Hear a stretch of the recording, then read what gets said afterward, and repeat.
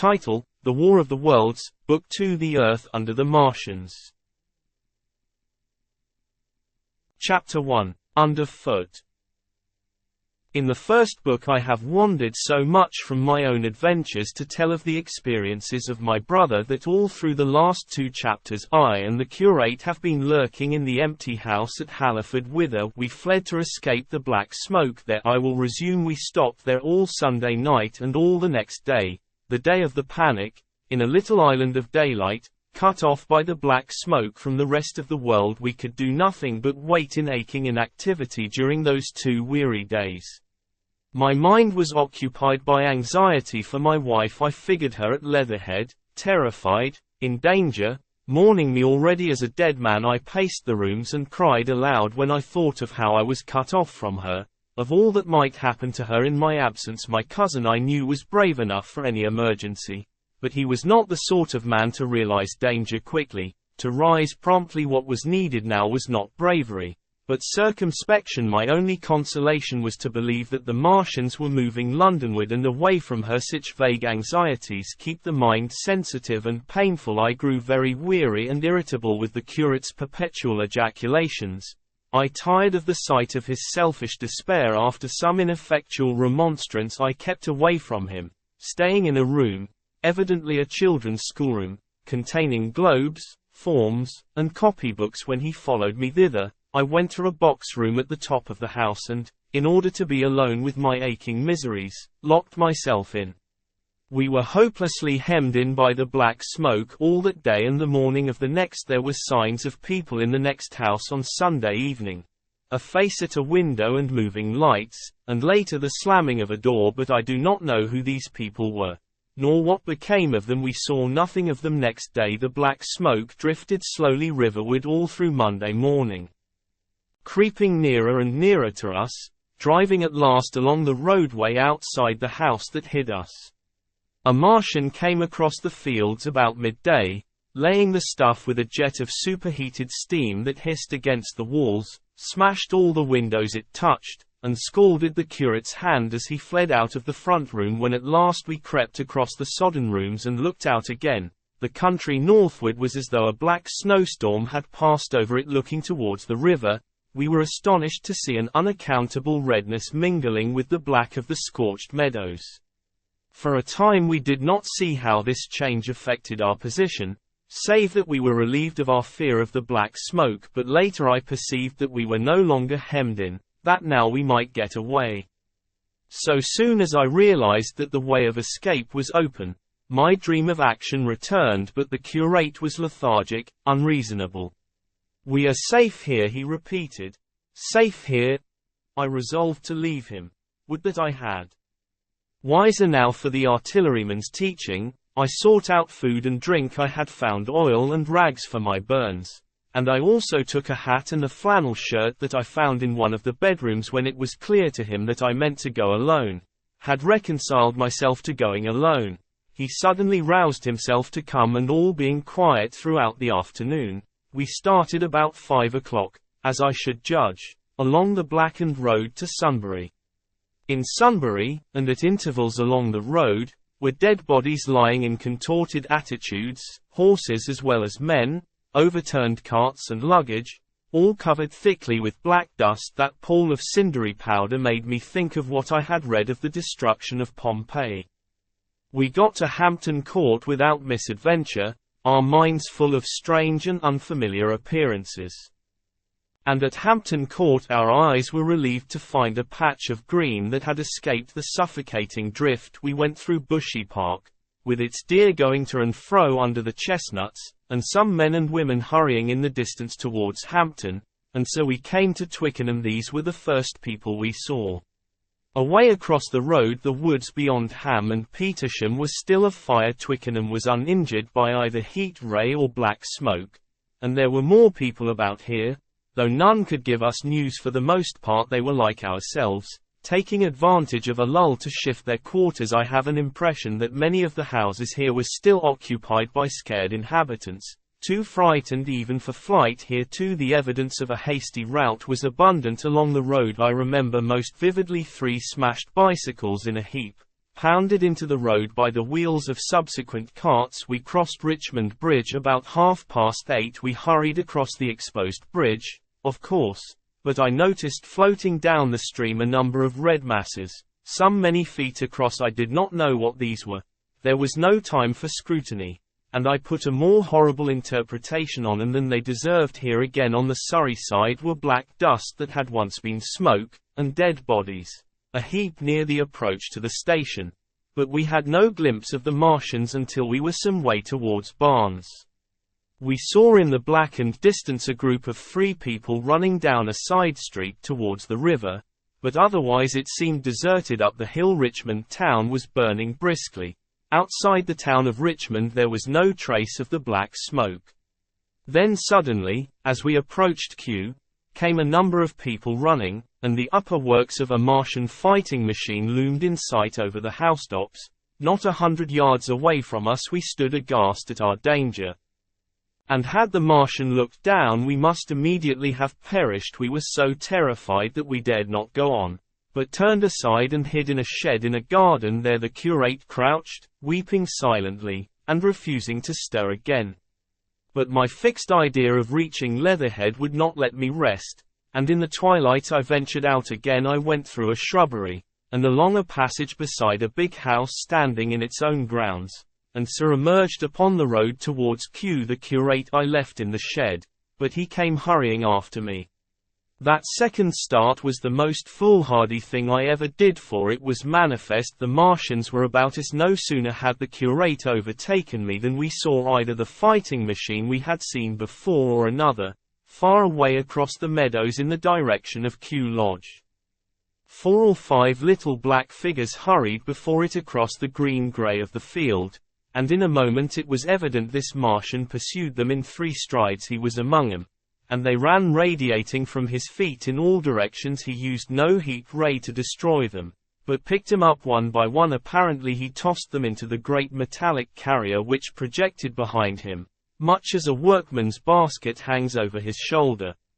It was the first time I realized that the Martians might have any other purpose than destruction with defeated humanity. We stood for a moment petrified, then turned and fled through a gate behind us into a walled garden, fell into, rather than found, a fortunate ditch, and lay there, scarce daring to whisper to each other until the stars were out. I suppose it was nearly 11 o'clock before we gathered courage to start again, no longer venturing into the road, but sneaking along hedgerows and through plantations, and watching keenly through the darkness, he on the right and I on the left, for the Martians, who seemed to be all about us in one place. We blundered upon a scorched and blackened area, now cooling and ashen, and a number of scattered dead bodies of men, burned horribly about the heads and trunks but with their legs and boots mostly intact, and of dead horses, 50 feet, perhaps, behind a line of 4 ripped guns and smashed gun carriages. Sheen, it seemed, had escaped destruction, but the place was silent and deserted. Here we happened on no dead, though the night was too dark for us to see into the side roads of the place. In Sheen my companion suddenly complained of faintness and thirst, and we decided to try one of the houses. The first house we entered, after a little difficulty with the window, was a small semi-detached villa, and I found nothing eatable left in the place but some mouldy cheese. There was, however, water to drink, and I took a hatchet, which promised to be useful in our next housebreaking.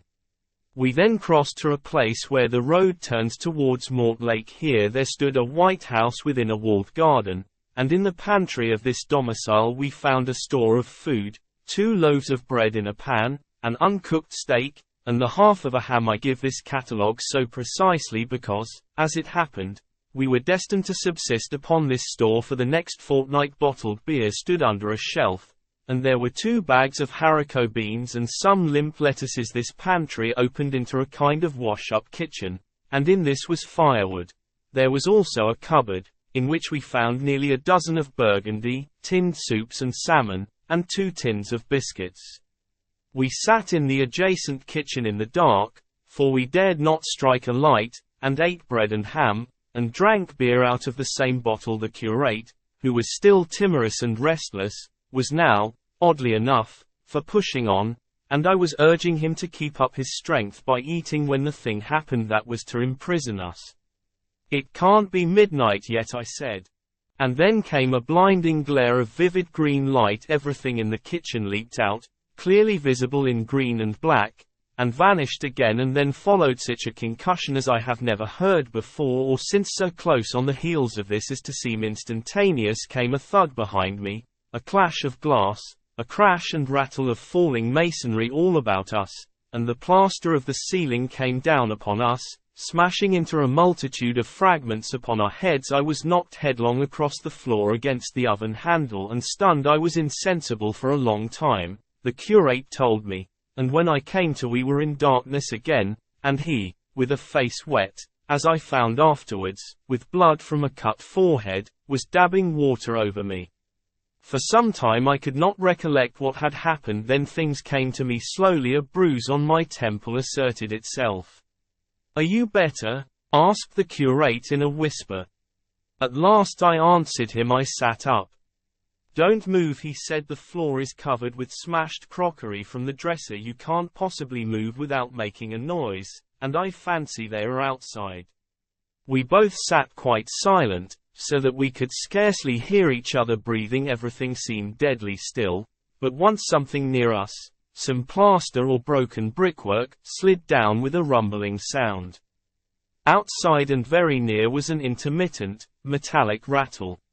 "That," said the curate, when presently it happened again. "Yes," I said, "but what is it?" "A Martian," said the curate. I listened again. "It was not like the heat ray," I said. And for a time I was inclined to think one of the great fighting machines had stumbled against the house, as I had seen one stumble against the tower of Shepperton Church.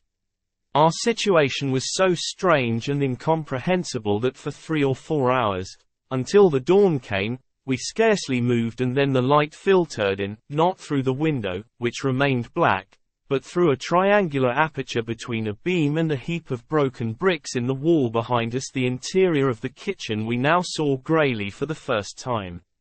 The window had been burst in by a mass of garden mould, which flowed over the table upon which we had been sitting and lay about our feet. Outside, the soil was banked high against the house. At the top of the window frame we could see an uprooted drainpipe. The floor was littered with smashed hardware. The end of the kitchen towards the house was broken into, and since the daylight shone in there, it was evident the greater part of the house had collapsed. Contrasting vividly with this ruin was the neat dresser, stained in the fashion, pale green, and with a number of copper and tin vessels below it, the wallpaper imitating blue and white tiles, and a couple of colored supplements fluttering from the walls above the kitchen range. As the dawn grew clearer, we saw through the gap in the wall the body of a Martian, standing sentinel, I suppose, over the still glowing cylinder. At the sight of that we crawled as circumspectly as possible out of the twilight of the kitchen into the darkness of the scullery. Abruptly the right interpretation dawned upon my mind. "The 5th cylinder," I whispered, "the 5th shot from Mars, has struck this house and buried us under the ruins." For a time the curate was silent, and then he whispered, "God have mercy upon us." I heard him presently whimpering to himself. Save for that sound we lay quite still in the scullery. I for my part scarce dared breathe, and sat with my eyes fixed on the faint light of the kitchen door. I could just see the curate's face, a dim, oval shape, and his collar and cuffs. Outside there began a metallic hammering, then a violent hooting, and then again, after a quiet interval, a hissing like the hissing of an engine. These noises, for the most part problematical, continued intermittently, and seemed if anything to increase in number as time wore on. Presently a measured thudding and a vibration that made everything about us quiver, and the vessels in the pantry ring and shift, began and continued once the light was eclipsed, and the ghostly kitchen doorway became absolutely dark. For many hours we must have crouched there, silent and shivering, until our tired attention failed. At last I found myself awake and very hungry. I am inclined to believe we must have spent the greater portion of a day before that awakening. My hunger was at a stride so insistent that it moved me to action. I told the curate I was going to seek food, and felt my way towards the pantry. He made me no answer, but so soon as I began eating, the faint noise I made stirred him up, and I heard him crawling after me. Chapter 2. What we saw from the ruined house. After eating we crept back to the scullery, and there I must have dozed again, for when presently I looked round I was alone. The thudding vibration continued with wearisome persistence. I whispered for the curate several times, and at last felt my way to the door of the kitchen. It was still daylight, and I perceived him across the room, lying against the triangular hole that looked out upon the Martians. His shoulders were hunched, so that his head was hidden from me. I could hear a number of noises almost like those in an engine shed, and the place rocked with that beating thud. Through the aperture in the wall I could see the top of a tree touched with gold and the warm blue of a tranquil evening sky. For a minute or so I remained watching the curate, and then I advanced, crouching and stepping with extreme care amid the broken crockery that littered the floor. I touched the curate's leg, and he started so violently that a mass of plaster went sliding down outside and fell with a loud impact. I gripped his arm, fearing he might cry out, and for a long time we crouched motionless. Then I turned to see how much of our rampart remained. The detachment of the plaster had left a vertical slit open in the debris, and by raising myself cautiously across a beam I was able to see out of this gap into what had been overnight a quiet suburban roadway. Vast, indeed, was the change that we beheld. The fifth cylinder must have fallen right into the midst of the house we had first visited. The building had vanished, completely smashed, pulverized, and dispersed by the blow. The cylinder lay now far beneath the original foundations, deep in a hole, already vastly larger than the pit I had looked into at Woking. The earth all round it had splashed under that tremendous impact. Splashed is the only word, and lay in heaped piles that hid the masses of the adjacent houses. It had behaved exactly like mud under the violent blow of a hammer. Our house had collapsed backward. The front portion, even on the ground floor, had been destroyed completely. By a chance the kitchen and scullery had escaped, and stood buried now under soil and ruins, closed in by tons of earth on every side save towards the cylinder. Over that aspect we hung now on the very edge of the great circular pit. The Martians were engaged in making the heavy beating sound was evidently just behind us, and ever and again a bright green vapor drove up like a veil across our peephole. The cylinder was already opened in the center of the pit, and on the farther edge of the pit, amid the smashed and gravel-heaped shrubbery, one of the great fighting machines, deserted by its occupant, stood stiff and tall against the evening sky. At first I scarcely noticed the pit and the cylinder, although it has been convenient to describe them first, on account of the extraordinary glittering mechanism I saw busy in the excavation, and on account of the strange creatures that were crawling slowly and painfully across the heaped mold near it.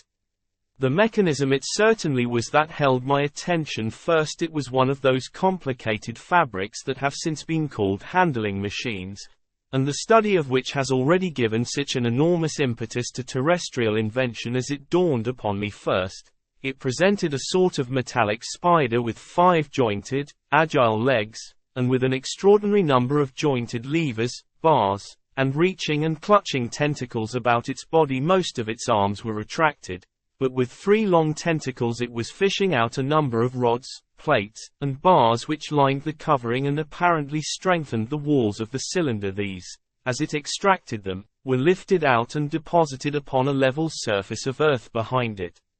Its motion was so swift, complex, and perfect that at first I did not see it as a machine. In spite of its metallic glitter, the fighting machines were coordinated and animated to an extraordinary pitch. But nothing to compare with this. People who have never seen these structures, and have only the ill-imagined efforts of artists or the imperfect descriptions of such eyewitnesses as myself to go upon, scarcely realize that living quality.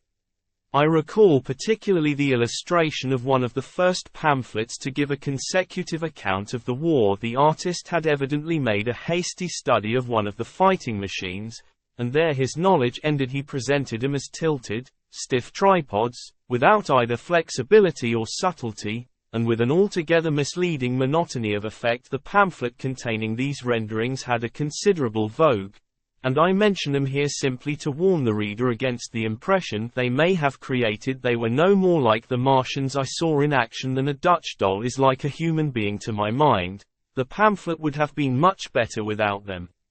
At first, I say, the handling machine did not impress me as a machine, but as a crab-like creature with a glittering integument, the controlling Martian whose delicate tentacles actuated its movements, seeming to be simply the equivalent of the crab's cerebral portion. But then I perceived the resemblance of its grey-brown, shiny, leathery integument to that of the other sprawling bodies beyond, and the true nature of this dexterous workman dawned upon me. With that realization my interest shifted to those other creatures, the real Martians. Already I had had a transient impression of these, and the first nausea no longer obscured my observation. Moreover, I was concealed and motionless, and under no urgency of action. They were, I now saw, the most unearthly creatures it is possible to conceive. They were huge round bodies, or, rather, heads, about 4 feet in diameter, each body having in front of it a face. This face had no nostrils. Indeed, the Martians do not seem to have had any sense of smell. But it had a pair of very large dark-colored eyes, and just beneath this a kind of fleshy beak. In the back of this head or body, I scarcely know how to speak of it, was the single tight tympanic surface, since known to be anatomically an ear, though it must have been almost useless in our dense air. In a group round the mouth was 16 slender, almost whip-like tentacles, arranged in 2 bunches of 8 each. These bunches have since been named rather aptly, by that distinguished anatomist, Professor Howells, the hands. Even as I saw these Martians for the first time they seemed to be endeavoring to raise themselves on these hands, but of course, with the increased weight of terrestrial conditions, this was impossible. There is reason to suppose that on Mars they may have progressed upon them with some facility. The internal anatomy, I may remark here, as dissection has since shown, was almost equally simple. The greater part of the structure was the brain, sending enormous nerves to the eyes, ear, and tactile tentacles. Besides this were the bulky lungs, into which the mouth opened, and the heart and its vessels. The pulmonary distress caused by the denser atmosphere and greater gravitational attraction was only too evident in the convulsive movements of the outer skin. And this was the sum of the Martian organs. Strange as it may seem to a human being, all the complex apparatus of digestion, which makes up the bulk of our bodies, did not exist in the Martians. They were heads, merely heads. Entrails they had none. They did not eat, much less digest. Instead, they took the fresh, living blood of other creatures, and injected it into their own veins. I have myself seen this being done, as I shall mention in its place. But, squeamish as I may seem, I cannot bring myself to describe what I could not endure even to continue watching. Let it suffice to say, blood obtained from a still living animal, in most cases from a human being, was run directly by means of a little pipette into the recipient canal. The bare idea of this is no doubt horribly repulsive to us, but at the same time I think that we should remember how repulsive our carnivorous habits would seem to an intelligent rabbit. The physiological advantages of the practice of injection are undeniable. If one thinks of the tremendous waste of human time and energy occasioned by eating and the digestive process, our bodies are half made up of glands and tubes and organs, occupied in turning heterogeneous food into blood. The digestive processes and their reaction upon the nervous system sap our strength and color our minds. Men go happy or miserable as they have healthy or unhealthy livers, or sound gastric glands. But the Martians were lifted above all these organic fluctuations of mood and emotion. Their undeniable preference for men as their source of nourishment is partly explained by the nature of the remains of the victims they had brought with them as provisions from Mars. These creatures, to judge from the shriveled remains that have fallen into human hands, were bipeds with flimsy, siliceous skeletons, almost like those of the siliceous sponges, and feeble musculature, standing about 6 feet high and having round, erect heads, and large eyes in flinty sockets. 2 or 3 of these seem to have been brought in each cylinder, and all were killed before Earth was reached. It was just as well for them, for the mere attempt to stand upright upon our planet would have broken every bone in their bodies. And while I am engaged in this description, I may add in this place certain further details which, although they were not all evident to us at the time, will enable the reader who is unacquainted with them to form a clearer picture of these offensive creatures. In 3 other points their physiology differed strangely from ours. Their organisms did not sleep, any more than the heart of man sleeps. Since they had no extensive muscular mechanism to recuperate, that periodical extinction was unknown to them. They had little or no sense of fatigue. It would seem on Earth they could never have moved without effort. Yet even to the last they kept in action. In 24 hours they did 24 hours of work, as even on Earth is perhaps the case with the ants. In the next place, wonderful as it seems in a sexual world, the Martians were absolutely without sex, and therefore without any of the tumultuous emotions that arise from that difference among men. A young Martian, there can now be no dispute, was really born upon Earth during the war, and it was found attached to its parent, partially budded off, just as young lily bulbs bud off, or like the young animals in the freshwater polyp. In man, in all the higher terrestrial animals, such a method of increase has disappeared, but even on this Earth it was certainly the primitive method among the lower animals, up even to those first cousins of the vertebrated animals, the tunicates. The 2 processes occur side by side, but finally the sexual method superseded its competitor altogether on Mars. However, just the reverse has apparently been the case. It is worthy of remark that a certain speculative writer of quasi-scientific repute, writing long before the Martian invasion, did forecast for man a final structure not unlike the actual Martian condition. His prophecy, I remember, appeared in November or December, 1893, in a long-defunct publication, the Pall Mall Budget, and I recall a caricature of it in a pre-Martian periodical called Punch. He pointed out, writing in a foolish, facetious tone, that the perfection of mechanical appliances must ultimately supersede limbs, the perfection of chemical devices, digestion, that such organs as hair, external nose, teeth, ears, and chin were no longer essential parts of the human being, and that the tendency of natural selection would lie in the direction of their steady diminution through the coming ages. The brain alone remained a cardinal necessity. Only one other part of the body had a strong case for survival, and that was the hand, teacher and agent of the brain. While the rest of the body dwindled, the hands would grow larger. There is many a true word written in jest, and here in the Martians we have beyond dispute the actual accomplishment of such a suppression of the animal side of the organism by the intelligence. To me it is quite credible that the Martians may be descended from beings not unlike ourselves, by a gradual development of brain and hands, the latter giving rise to the 2 bunches of delicate tentacles at last, at the expense of the rest of the body. Without the body the brain would, of course, become a mere selfish intelligence, without any of the emotional substratum of the human being. The last salient point in which the systems of these creatures differed from ours was in what one might have thought a very trivial particular. Microorganisms, which cause so much disease and pain on Earth, have either never appeared upon Mars or Martian sanitary science eliminated them ages ago. 100 diseases, all the fevers and contagions of human life, consumption, cancers, tumors and such morbidities, never enter the scheme of their life. And speaking of the differences between the life on Mars and terrestrial life, I may allude here to the curious suggestions of the red weed. Apparently the vegetable kingdom in Mars, instead of having green for a dominant color, is of a vivid blood red tint. At any rate, the seeds which the Martians, intentionally or accidentally, brought with them gave rise in all cases to red-colored growths. Only that known popularly as the red weed, however, gained any footing in competition with terrestrial forms. The red creeper was quite a transitory growth, and few people have seen it growing for a time.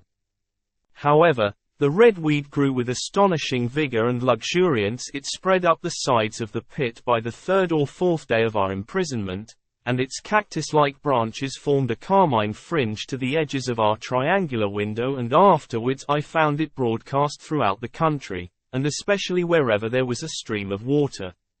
The Martians had what appears to have been an auditory organ, a single round drum at the back of the head body, and eyes with a visual range not very different from ours, except that, according to Phillips, blue and violet were as black to them. It is commonly supposed that they communicated by sounds and tentacular gesticulations. This is asserted, for instance, in the able but hastily compiled pamphlet, written evidently by someone not an eyewitness of Martian actions, to which I have already alluded, and which, so far, has been the chief source of information concerning him. Now no surviving human being saw so much of the Martians in action as I did. I take no credit to myself for an accident, but the fact is so, and I assert that I watched them closely time after time, and that I have seen 4, 5, and, once, 6 of them sluggishly performing the most elaborately complicated operations together without either sound or gesture. Their peculiar hooting invariably preceded feeding. It had no modulation, and was, I believe, in no sense a signal, but merely the expiration of air preparatory to the suctional operation. I have a certain claim to at least an elementary knowledge of psychology, and in this matter I am convinced, as firmly as I am convinced of anything, that the Martians interchanged thoughts without any physical intermediation, and I have been convinced of this in spite of strong preconceptions before the Martian invasion. As an occasional reader here or there may remember, I had written with some little vehemence against the telepathic theory. The Martians wore no clothing. Their conceptions of ornament and decorum were necessarily different from ours. And not only were they evidently much less sensible of changes of temperature than we are, but changes of pressure do not seem to have affected their health at all seriously. Yet though they wore no clothing, it was in the other artificial additions to their bodily resources that their great superiority over man lay. We men, with our bicycles and road skates, our Lilienthal soaring machines, our guns and sticks and so forth, are just in the beginning of the evolution that the Martians have worked out. They have become practically mere brains, wearing different bodies according to their needs, just as men wear suits of clothes and take a bicycle in a hurry or an umbrella in the wet end of their appliances. Perhaps nothing is more wonderful to a man than the curious fact that what is the dominant feature of almost all human devices in mechanism is absent. The wheel is absent.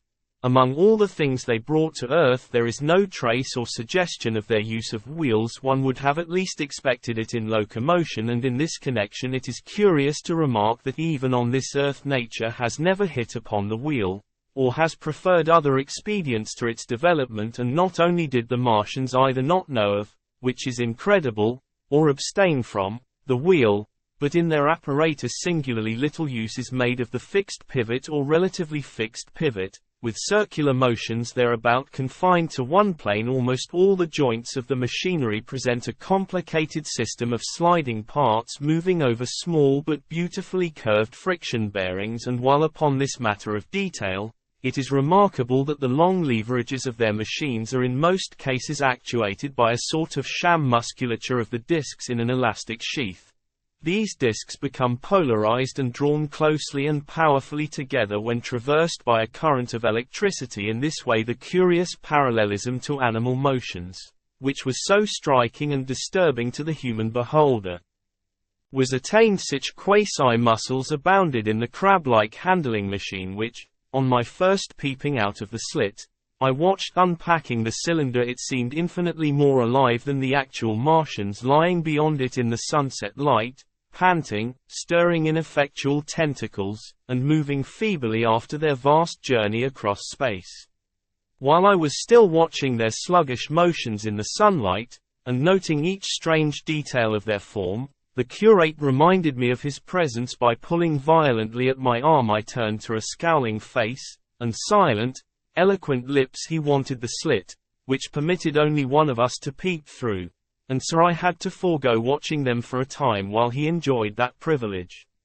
When I looked again, The busy handling machine had already put together several of the pieces of apparatus it had taken out of the cylinder into a shape having an unmistakable likeness to its own, and down on the left a busy little digging mechanism had come into view, emitting jets of green vapor and working its way round the pit, excavating and embanking in a methodical and discriminating manner. This it was which had caused the regular beating noise, and the rhythmic shocks that had kept our ruinous refuge quivering. It piped and whistled as it worked.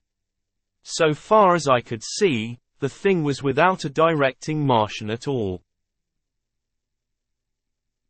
Chapter 3. The Days of Imprisonment. The arrival of a second fighting machine drove us from our peephole into the scullery, for we feared that from his elevation the Martian might see down upon us behind our barrier. At a later date we began to feel less in danger of their eyes, for to an eye in the dazzle of the sunlight outside our refuge must have been blank blackness. But at first the slightest suggestion of approach drove us into the scullery in heart-throbbing retreat. Yet terrible as was the danger we incurred, the attraction of peeping was for both of us irresistible, and I recall now with a sort of wonder that, in spite of the infinite danger in which we were between starvation and a still more terrible death, we could yet struggle bitterly for that horrible privilege of sight. We would race across the kitchen in a grotesque way between eagerness and the dread of making a noise, and strike each other, and thrust and kick, within a few inches of exposure. The fact is that we had absolutely incompatible dispositions and habits of thought and action, and our danger and isolation only accentuated the incompatibility. At Halliford I had already come to hate the curate's trick of helpless exclamation, his stupid rigidity of mind. His endless muttering monologue vitiated every effort I made to think out a line of action, and drove me at times, thus pent up and intensified, almost to the verge of craziness. He was as lacking in restraint as a silly woman. He would weep for hours together, and I verily believe that to the very end this spoiled child of life thought his weak tears in some way efficacious, and I would sit in the darkness unable to keep my mind off him by reason of his importunities. He ate more than I did, and it was in vain I pointed out that our only chance of life was to stop in the house until the Martians had done with their pit. That in that long patience a time might presently come when we should need food. He ate and drank impulsively in heavy meals at long intervals. He slept little. As the days wore on, his utter carelessness of any consideration so intensified our distress and danger that I had, much as I loathed doing it, to resort to threats, and at last to blows that brought him to reason for a time. But he was one of those weak creatures, void of pride, timorous, anemic, hateful souls, full of shifty cunning, who face neither God nor man, who face not even themselves. It is disagreeable for me to recall and write these things, but I set him down that my story may lack nothing. Those who have escaped the dark and terrible aspects of life will find my brutality, my flash of rage in our final tragedy, easy enough to blame. For they know what is wrong as well as any, but not what is possible to tortured men. But those who have been under the shadow, who have gone down at last to elemental things, will have a wider charity. And while within we fought out our dark, dim contest of whispers, snatched food and drink, and gripping hands and blows, without, in the pitiless sunlight of that terrible June, was the strange wonder, the unfamiliar routine of the Martians in the pit. Let me return to those first new experiences of mine. After a long time I ventured back to the peephole, to find that the newcomers had been reinforced by the occupants of no fewer than 3 of the fighting machines. These last had brought with them certain fresh appliances that stood in an orderly manner about the cylinder. The second handling machine was now completed, and was busied in serving one of the novel contrivances the big machine had brought. This was a body resembling a milk can in its general form, above which oscillated a pear-shaped receptacle, and from which a stream of white powder flowed into a circular basin below. The oscillatory motion was imparted to this by one tentacle of the handling machine with 2 spatulate hands. The handling machine was digging out and flinging masses of clay into the pear-shaped receptacle above, while with another arm it periodically opened a door and removed rusty and blackened clinkers from the middle part of the machine.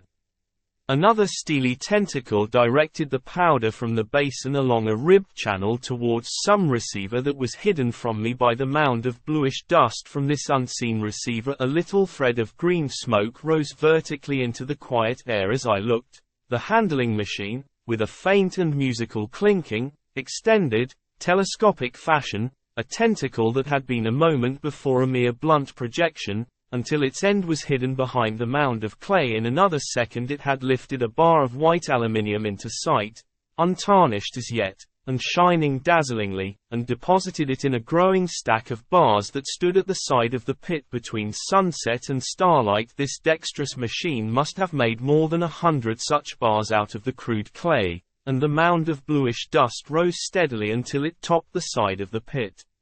The contrast between the swift and complex movements of these contrivances and the inert panting clumsiness of their masters was acute, and for days I had to tell myself repeatedly that these latter were indeed the living of the two things.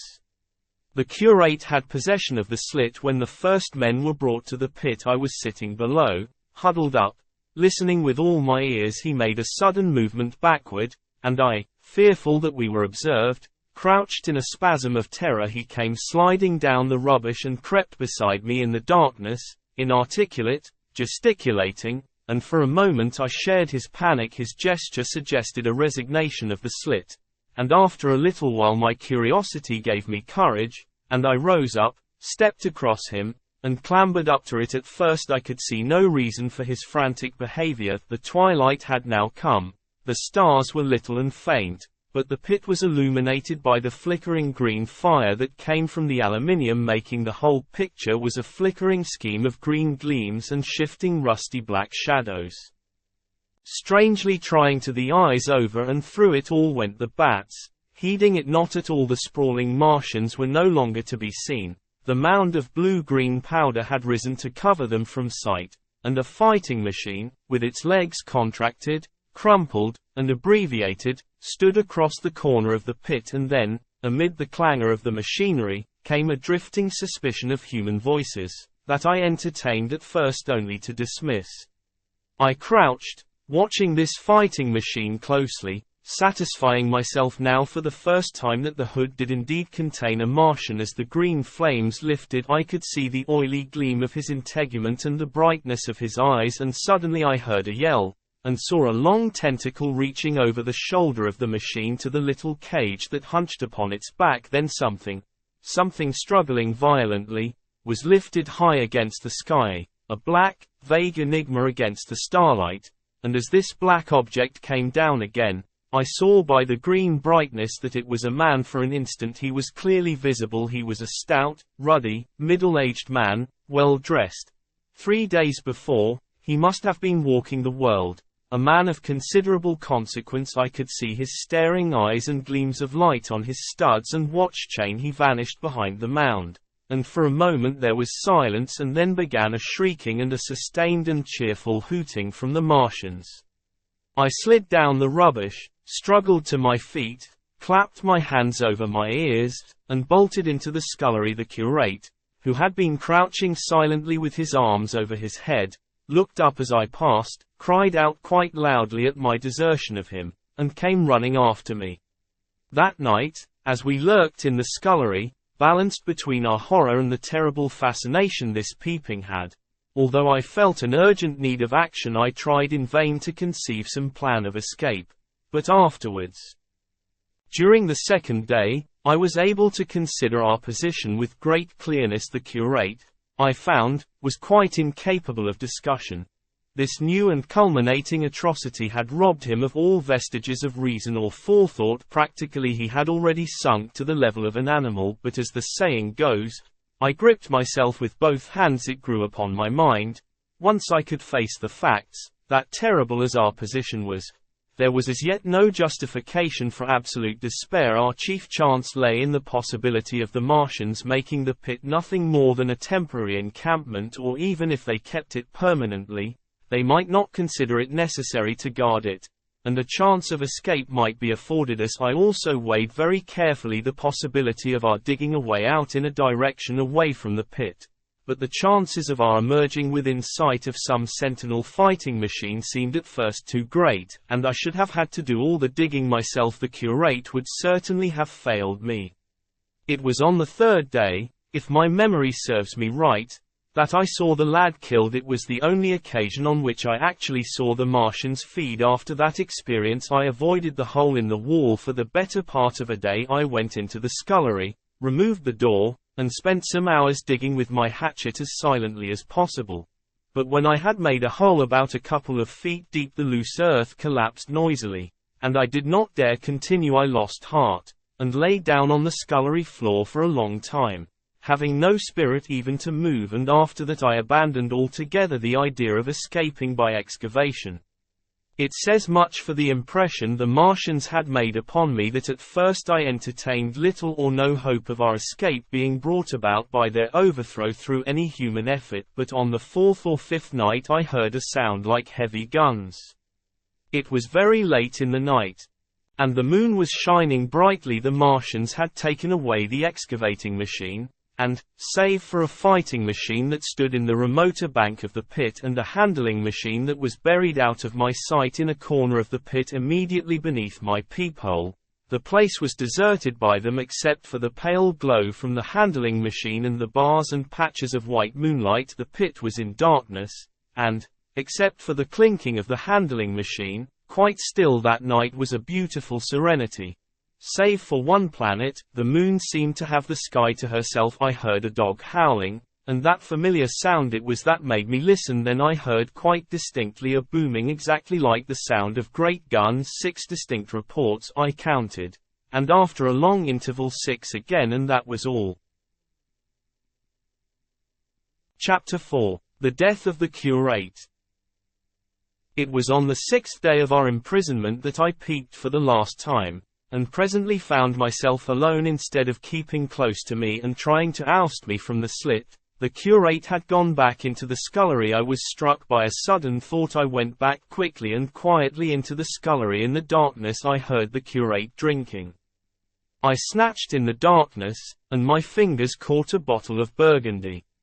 For a few minutes there was a tussle. The bottle struck the floor and broke, and I desisted and rose. We stood panting and threatening each other. In the end I planted myself between him and the food, and told him of my determination to begin a discipline. I divided the food in the pantry into rations to last us 10 days. I would not let him eat any more that day. In the afternoon he made a feeble effort to get at the food. I had been dozing, but in an instant I was awake. All day and all night we sat face to face, I weary but resolute, and he weeping and complaining of his immediate hunger. It was, I know, a night and a day, but to me it seems now, an interminable length of time. And so our widened incompatibility ended at last in open conflict. For 2 vast days we struggled in undertones and wrestling contests. There were times when I beat and kicked him madly, times when I cajoled and persuaded him, and once I tried to bribe him with the last bottle of Burgundy, for there was a rain-water pump from which I could get water. But neither force nor kindness availed. He was indeed beyond reason. He would neither desist from his attacks on the food nor from his noisy babbling to himself. The rudimentary precautions to keep our imprisonment endurable he would not observe. Slowly I began to realize the complete overthrow of his intelligence, to perceive that my sole companion in this close and sickly darkness was a man insane. From certain vague memories I am inclined to think my own mind wandered at times. I had strange and hideous dreams whenever I slept. It sounds paradoxical, but I am inclined to think that the weakness and insanity of the curate warned me, braced me, and kept me a sane man. On the 8th day he began to talk aloud instead of whispering, and nothing I could do would moderate his speech. "It is just, O God," he would say, over and over again, "it is just on me and mine be the punishment laid. We have sinned, we have fallen short. There was poverty, sorrow. The poor were trodden in the dust, and I held my peace. I preached acceptable folly. My God, what folly! When I should have stood up, though I died for it, and called upon him to repent. Repent. Oppressors of the poor and needy! The winepress of God. Then he would suddenly revert to the matter of the food I withheld from him, praying, begging, weeping, at last threatening. He began to raise his voice. I prayed him not to. He perceived a hold on me. He threatened he would shout and bring the Martians upon us. For a time that scared me. But any concession would have shortened our chance of escape beyond estimating. I defied him, although I felt no assurance that he might not do this thing. But that day, at any rate, he did not. He talked with his voice rising slowly, through the greater part of the 8th and 9th days.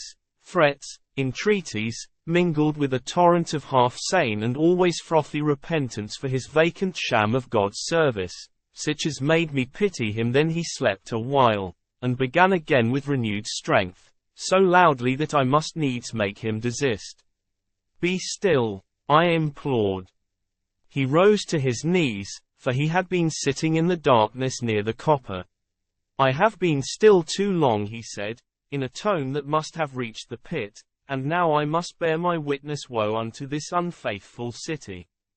Woe, woe, woe, woe, woe, to the inhabitants of the earth by reason of the other voices of the trumpet." "Shut up," I said, rising to my feet, and in a terror lest the Martians should hear us. "For God's sake!" "Nay," shouted the curate, at the top of his voice, standing likewise and extending his arms. "Speak. The word of the Lord is upon me." In 3 strides he was at the door leading into the kitchen. "I must bear my witness. I go.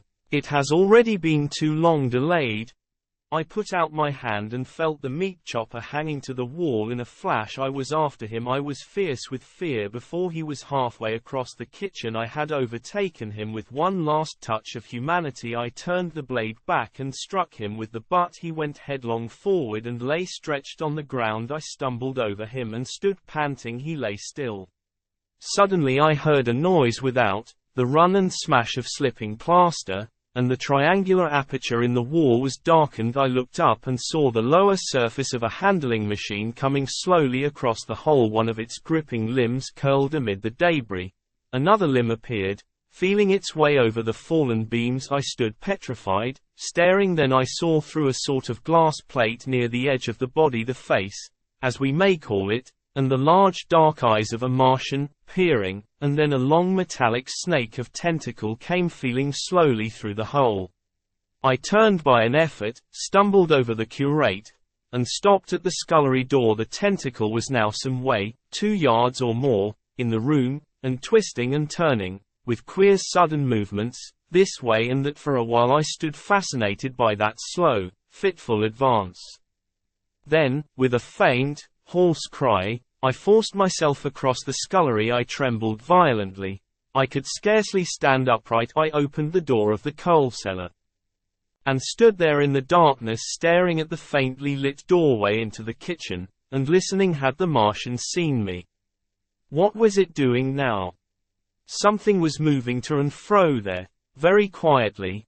Every now and then it tapped against the wall, or started on its movements with a faint metallic ringing, like the movements of keys on a split ring. Then a heavy body, I knew too well what, was dragged across the floor of the kitchen towards the opening. Irresistibly attracted, I crept to the door and peeked into the kitchen. In the triangle of bright outer sunlight I saw the Martian, in its brightness of a handling machine, scrutinizing the curate's head. I thought at once that it would infer my presence from the mark of the blow I had given him. I crept back to the coal cellar, shut the door, and began to cover myself up as much as I could, and as noiselessly as possible in the darkness, among the firewood and coal therein. Every now and then I paused, rigid, to hear if the Martian had thrust its tentacles through the opening again.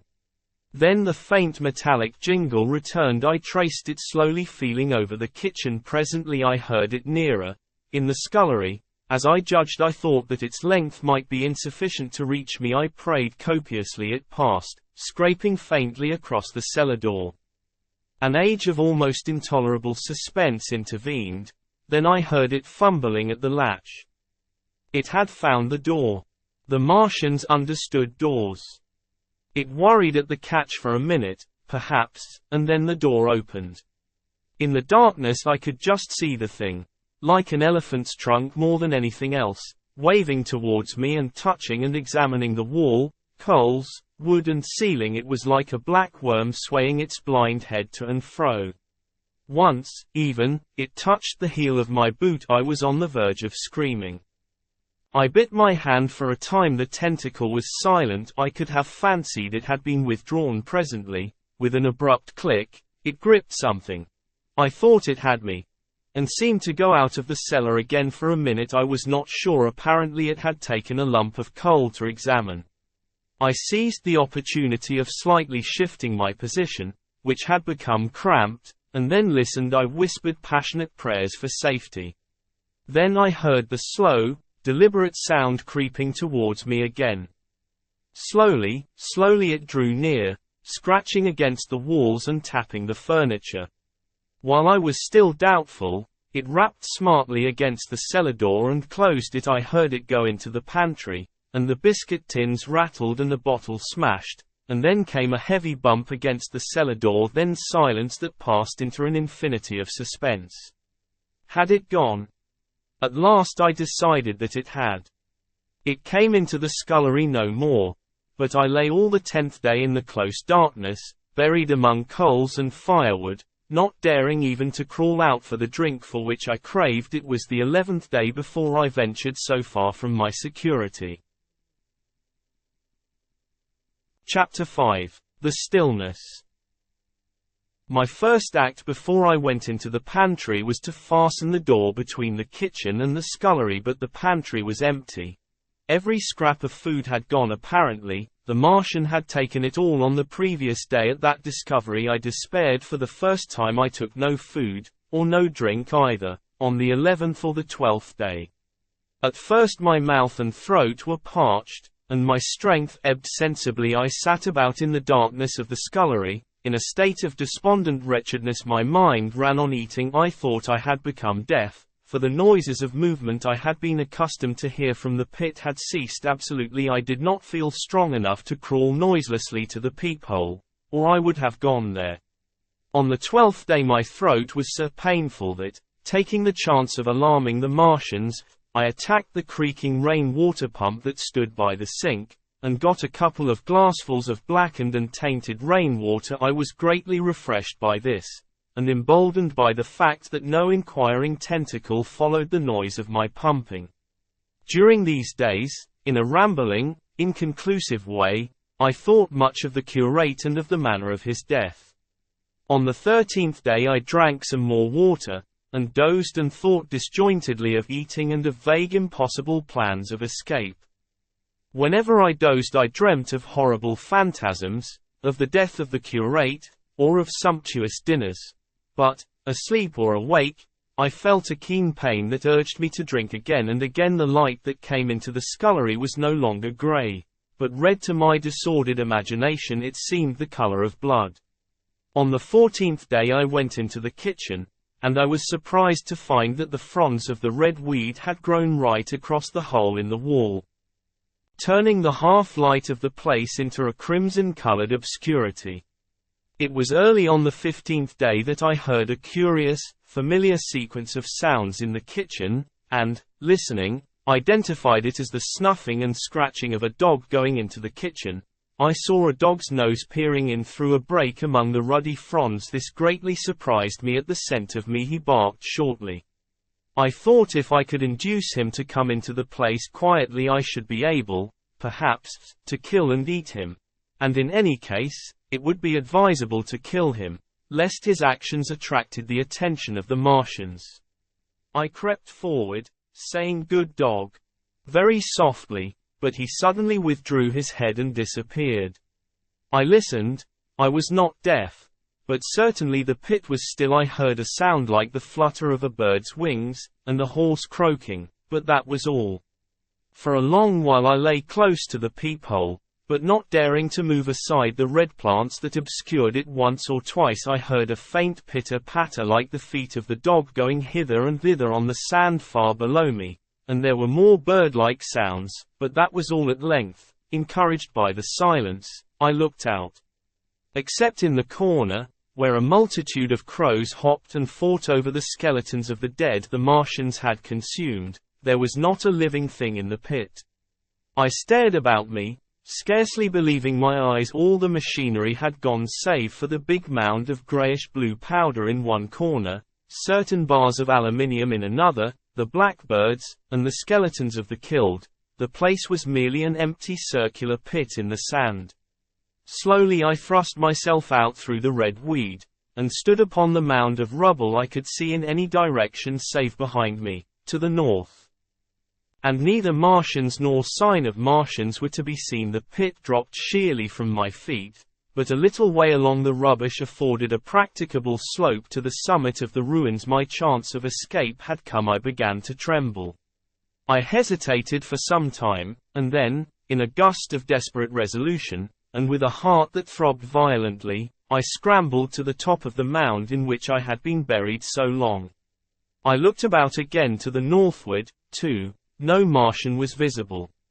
When I had last seen this part of Sheen in the daylight, it had been a straggling street of comfortable white and red houses, interspersed with abundant shady trees. Now I stood on a mound of smashed brickwork, clay, and gravel, over which spread a multitude of red cactus-shaped plants, knee-high, without a solitary terrestrial growth to dispute their footing. The trees near me were dead and brown, but further a network of red threads scaled the still living stems. The neighboring houses had all been wrecked, but none had been burned. Their walls stood, sometimes to the second story, with smashed windows and shattered doors. The redweed grew tumultuously in their roofless rooms. Below me was the great pit, with the crows struggling for its refuse. A number of other birds hopped about among the ruins. Far away I saw a gaunt cat slink crouchingly along a wall, but traces of men there were none. The day seemed, by contrast with my recent confinement, dazzlingly bright, the sky a glowing blue. A gentle breeze kept the red weed that covered every scrap of unoccupied ground gently swaying, and oh, the sweetness of the air. Chapter 6. The Work of 15 Days. For some time I stood tottering on the mound, regardless of my safety. Within that noisome den from which I had emerged, I had thought with a narrow intensity only of our immediate security. I had not realized what had been happening to the world, had not anticipated this startling vision of unfamiliar things. I had expected to see Sheen in ruins. I found about me the landscape, weird and lurid, of another planet.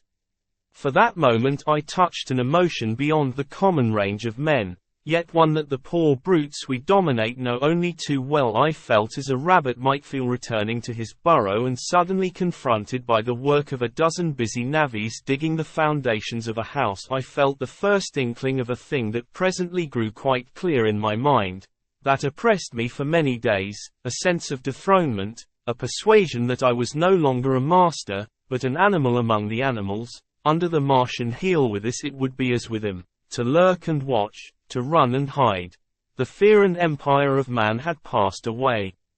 But so soon as this strangeness had been realized it passed, and my dominant motive became the hunger of my long and dismal fast. In the direction away from the pit I saw, beyond a red-covered wall, a patch of garden ground unburied. This gave me a hint, and I went knee-deep, and sometimes neck-deep, in the red weed. The density of the weed gave me a reassuring sense of hiding. The wall was some 6 feet high, and when I attempted to clamber it I found I could not lift my feet to the crest, so I went along by the side of it, and came to a corner and a rockwork that enabled me to get to the top, and tumble into the garden I coveted. Here I found some young onions, a couple of gladiolus bulbs, and a quantity of immature carrots, all of which I secured, and, scrambling over a ruined wall, went on my way through scarlet and crimson trees towards Q.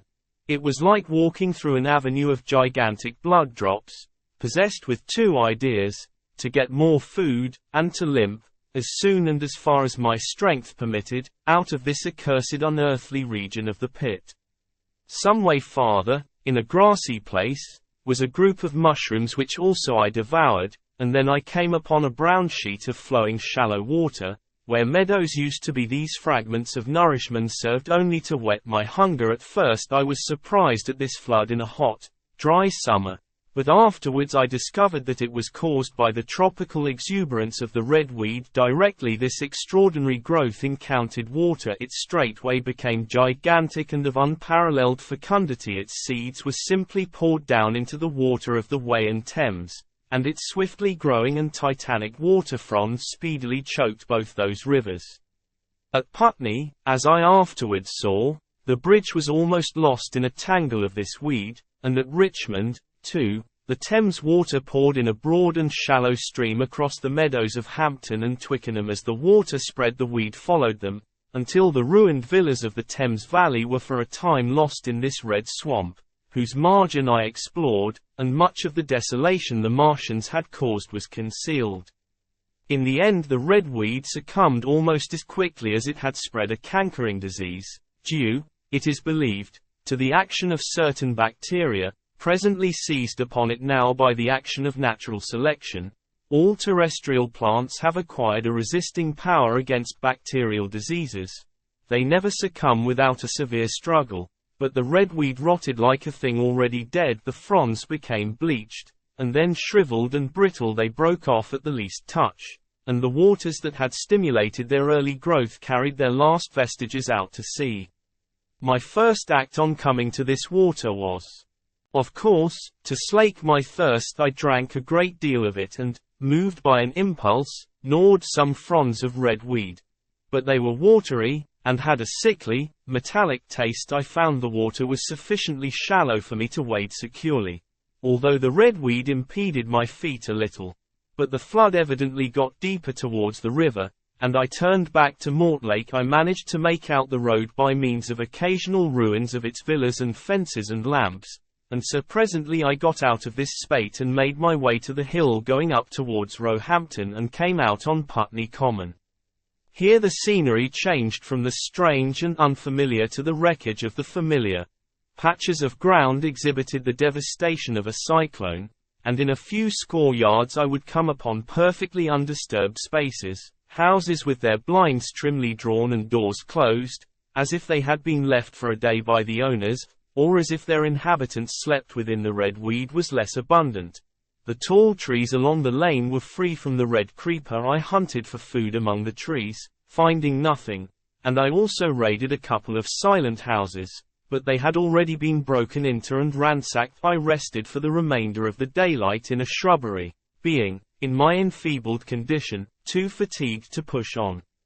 All this time I saw no human beings, and no signs of the Martians. I encountered a couple of hungry-looking dogs, but both hurried circuitously away from the advances I made them. Near Roehampton I had seen two human skeletons, not bodies, but skeletons, picked clean, and in the wood by me I found the crushed and scattered bones of several cats and rabbits and the skull of a sheep, but though I gnawed parts of these in my mouth, there was nothing to be got from them.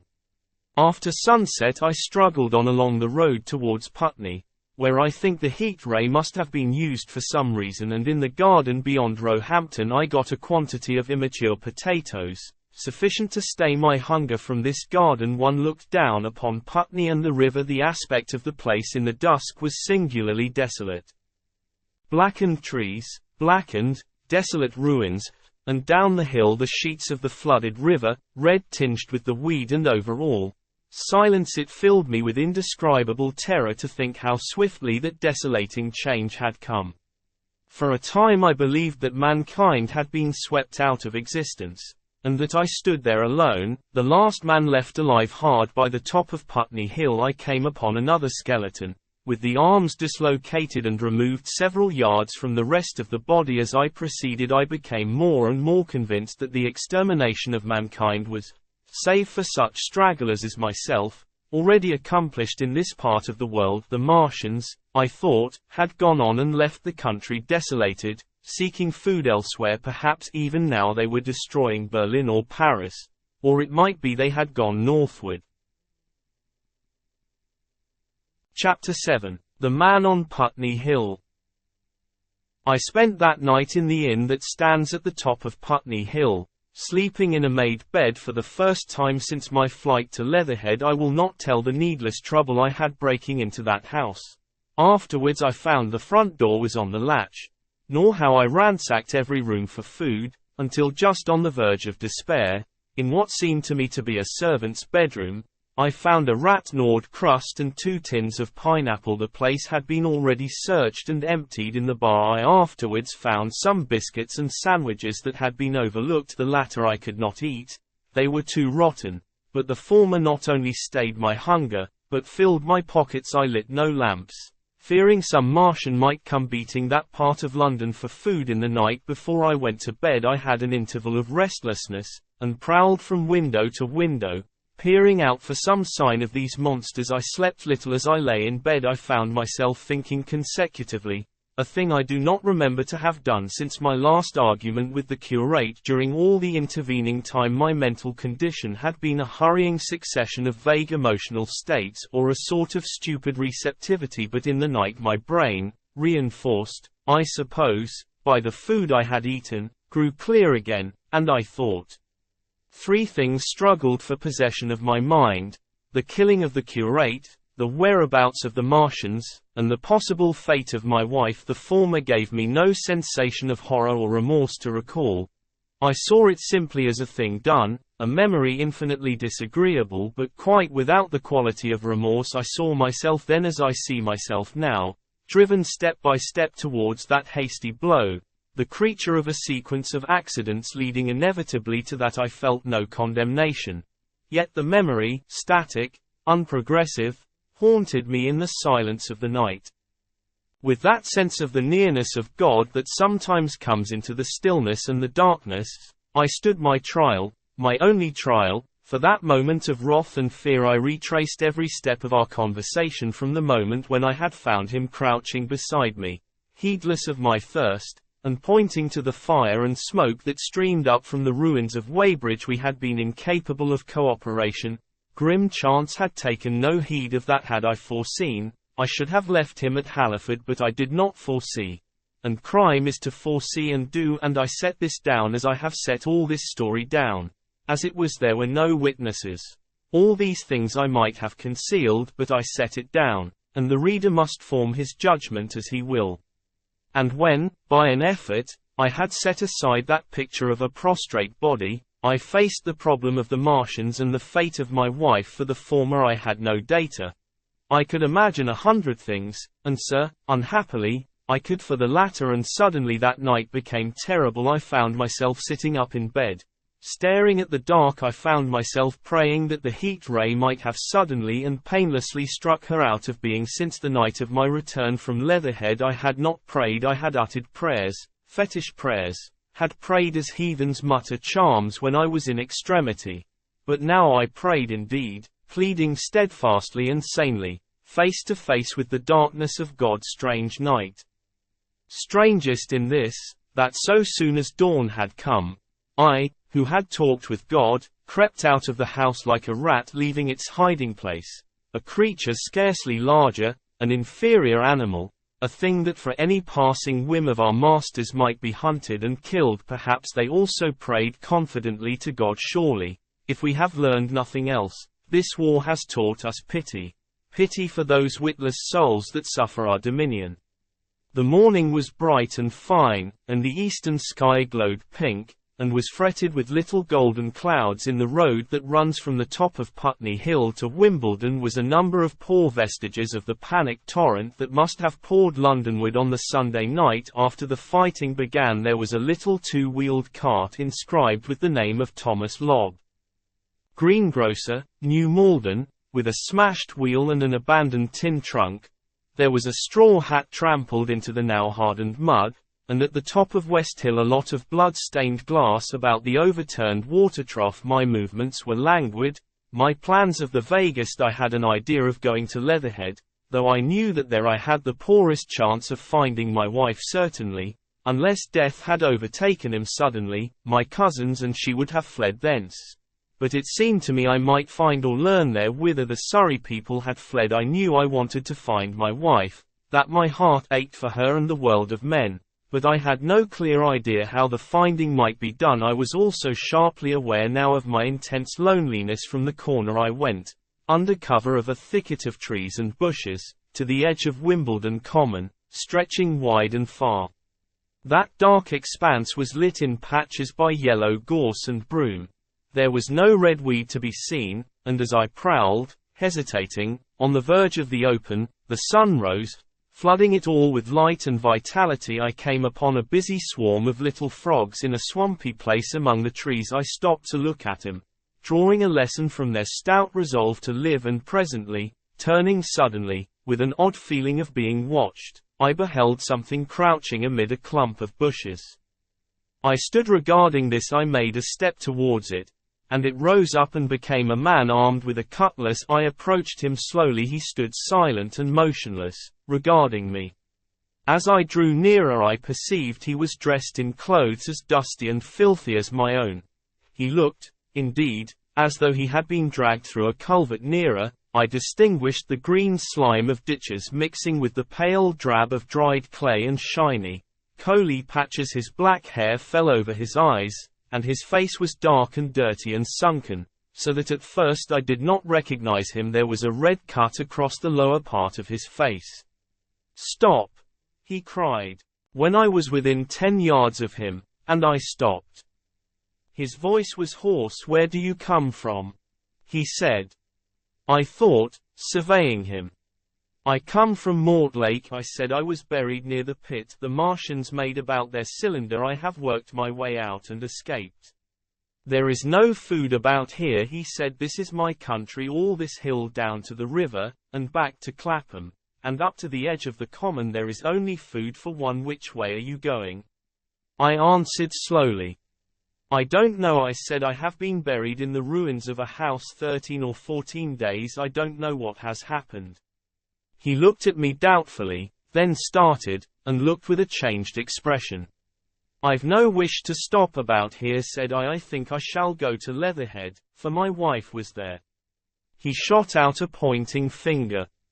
"It is you," said he, "the man from Woking, and you weren't killed at Weybridge." I recognized him at the same moment. "You are the artilleryman who came into my garden. Good luck," he said. "We are lucky ones. Fancy you." He put out a hand, and I took it. "I crawled up a drain," he said, "but they didn't kill everyone, and after they went away I got off towards Walton across the fields. But it's not 16 days altogether, and your hair is grey." He looked over his shoulder suddenly. "Only a rook," he said. "One gets to know that birds have shadows these days. This is a bit open. Let us crawl under those bushes and talk." "Have you seen any Martians?" I said, "since I crawled out." "They've gone away across London," he said. "I guess they've got a bigger camp there of a night. All over there, Hampstead way, the sky is alive with their lights. It's like a great city, and in the glare you can just see them moving. By daylight you can't. But nearer, I haven't seen them." He counted on his fingers. 5 days. Then I saw a couple across Hammersmith way carrying something big, and the night before last." He stopped and spoke impressively. "It was just a matter of lights, but it was something up in the air. I believe they've built a flying machine, and are learning to fly."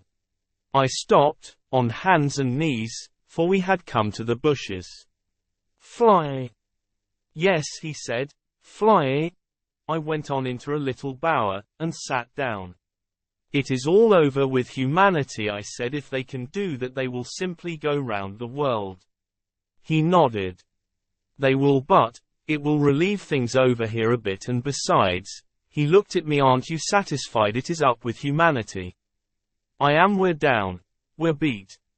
I stared. Strange as it may seem, I had not arrived at this fact, a fact perfectly obvious. As soon as he spoke I had still held a vague hope. Rather, I had kept a lifelong habit of mind. He repeated his words. "We're beat." They carried absolute conviction. "It's all over," he said. "They've lost one. Just one, and they've made their footing good and crippled the greatest power in the world. They've walked over us. The death of that one at Weybridge was an accident, and these are only pioneers. They kept on coming, these green stars. I've seen none these 5 or 6 days, But I've no doubt they're falling somewhere every night. Nothing's to be done. We're under.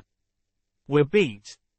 I made him no answer. I sat staring before me, trying in vain to devise some countervailing thought. This isn't a war, said the artilleryman. It never was a war, any more than there's war between man and ants. Suddenly I recalled the night in the observatory. After the 10th shot they fired no more, at least, until the first cylinder came. How do you know? Said the artilleryman. I explained. He thought. Something wrong with the gun, he said. But what if there is? They'll get it right again, and even if there's a delay, how can it alter the end? It's just men and ants. There's the ants builds their cities, live their lives, have wars, revolutions, until the men want them out of the way, and then they go out of the way. That's what we are now, just ants. Only? Yes, I said. We're eatable ants. We sat looking at each other. And what will they do with us? I said. That's what I've been thinking, he said. That's what I've been thinking. After Weybridge I went south, thinking I saw what was up. Most of the people were hard at it, squealing and exciting themselves. But I'm not so fond of squealing. I've been in sight of death once or twice. I'm not an ornamental soldier, and at the best and worst, death. It's just death, and it's the man that keeps on thinking comes through. I saw everyone tracking away south, says I. Food won't last this way. And I turned right back. I went for the Martians like a sparrow goes for man all round. He waved a hand to the horizon. They're starving in heaps, bolting, treading on each other. He saw my face, and halted awkwardly. No doubt lots who had money have gone away to France, he said. He seemed to hesitate whether to apologize. Met my eyes, and went on. There's food all about here, canned things in shops, wines, spirits, mineral waters. And the water mains and drains are empty. Well, I was telling you what I was thinking. Here's intelligent things, I said, and it seems they want us for food first. They'll smash us up, ships, machines, guns, cities, all the order and organization, all that will go. If we were the size of ants we might pull through, but we're not. It's all too bulky to stop, that's the first certainty. I assented. It is. I've thought it out very well. Then, next. At present we're caught as we're wanted. A Martian has only to go a few miles to get a crowd on the run, and I saw one day, out by Wandsworth, picking houses to pieces and rooting among the wreckage. But they won't keep on doing that. So soon as they've settled all our guns and ships, and smashed our railways, and done all the things they are doing over there, they will begin catching us systematic, picking the best and storing us in cages and things. That's what they will start doing in a bit, Lord.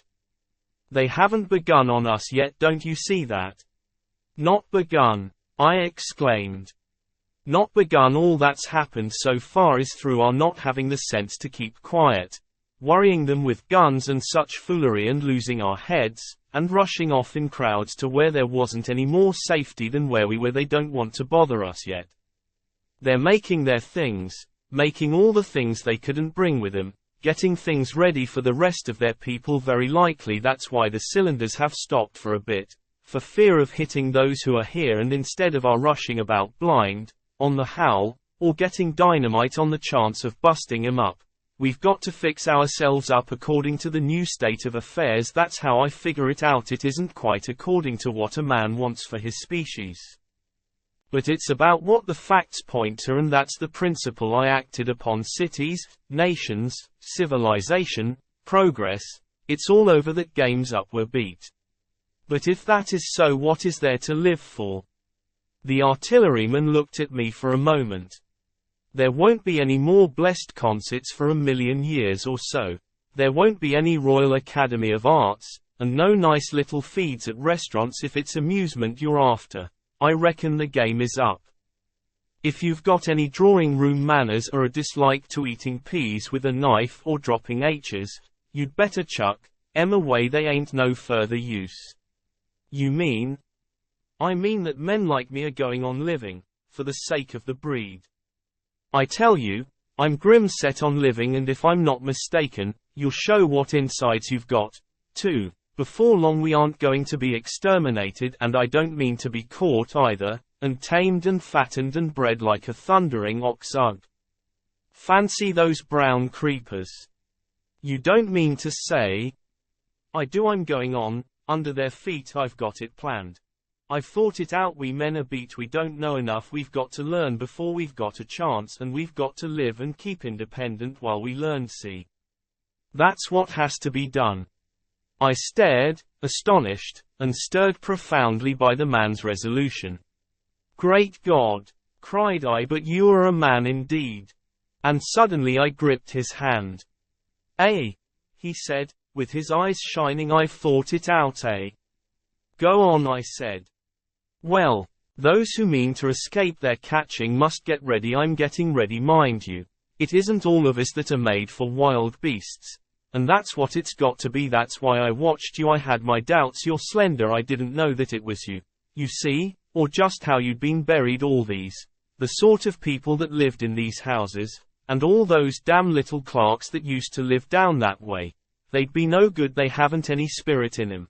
No proud dreams and no proud lusts. And a man who hasn't one or the other, Lord. What is he but funk and precautions? They just used to skedaddle off to work.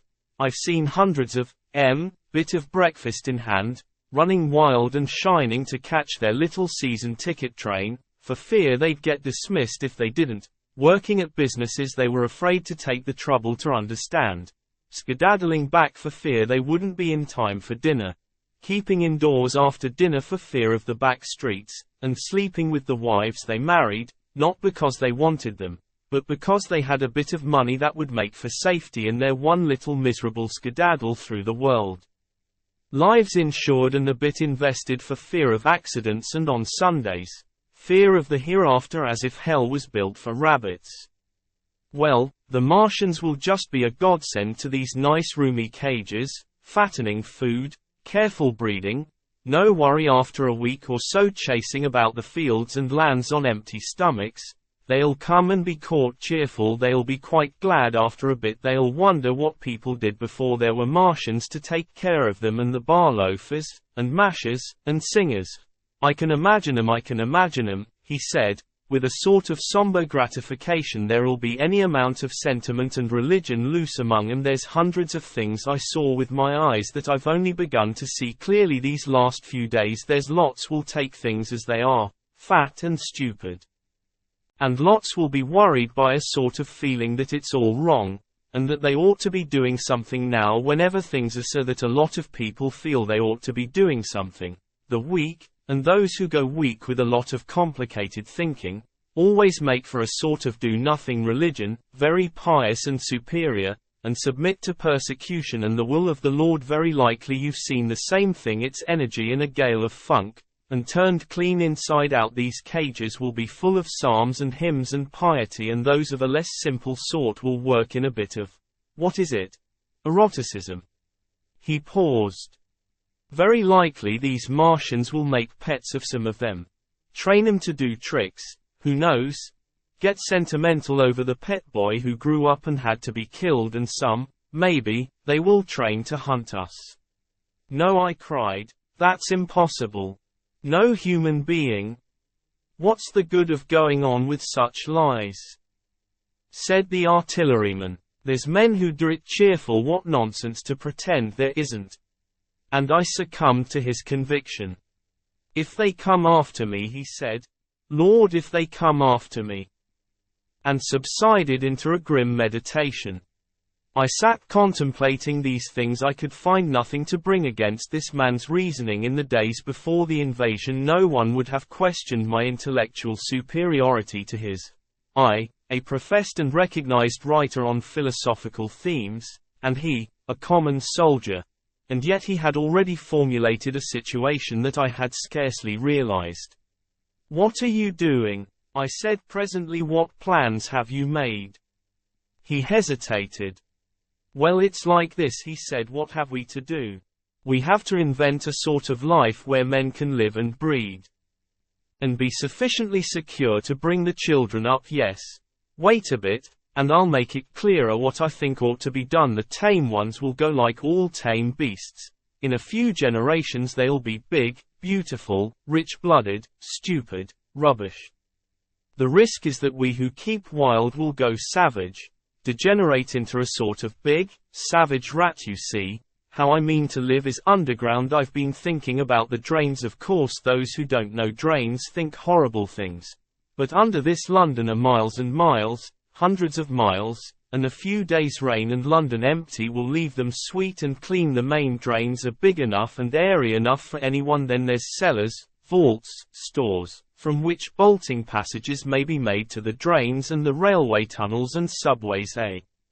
You begin to see. And we form a band, able-bodied, clean-minded men. We're not going to pick up any rubbish that drifts in. Weaklings go out again. As you meant me to go. Well, I parleyed, didn't I? We won't quarrel about that. Go on. Those who stop obey orders. Able-bodied, clean-minded women we want also. Mothers and teachers. No lackadaisical ladies, no blasted rolling eyes. We can't have any weak or silly. Life is real again, and the useless and cumbersome and mischievous have to die. They ought to die. They ought to be willing to die. It's a sort of disloyalty, after all, to live and taint the race, and they can't be happy. Moreover, dying's none so dreadful. It's the funking makes it bad, and in all those places we shall gather. Our district will be London, and we may even be able to keep a watch, and run about in the open when the Martians keep away. Play cricket. Perhaps that's how we shall save the race, It's a possible thing, but saving the race is nothing in itself, as I say. That's only being rats. It's saving our knowledge and adding to it is the thing. They're men like you. Come in, there's books.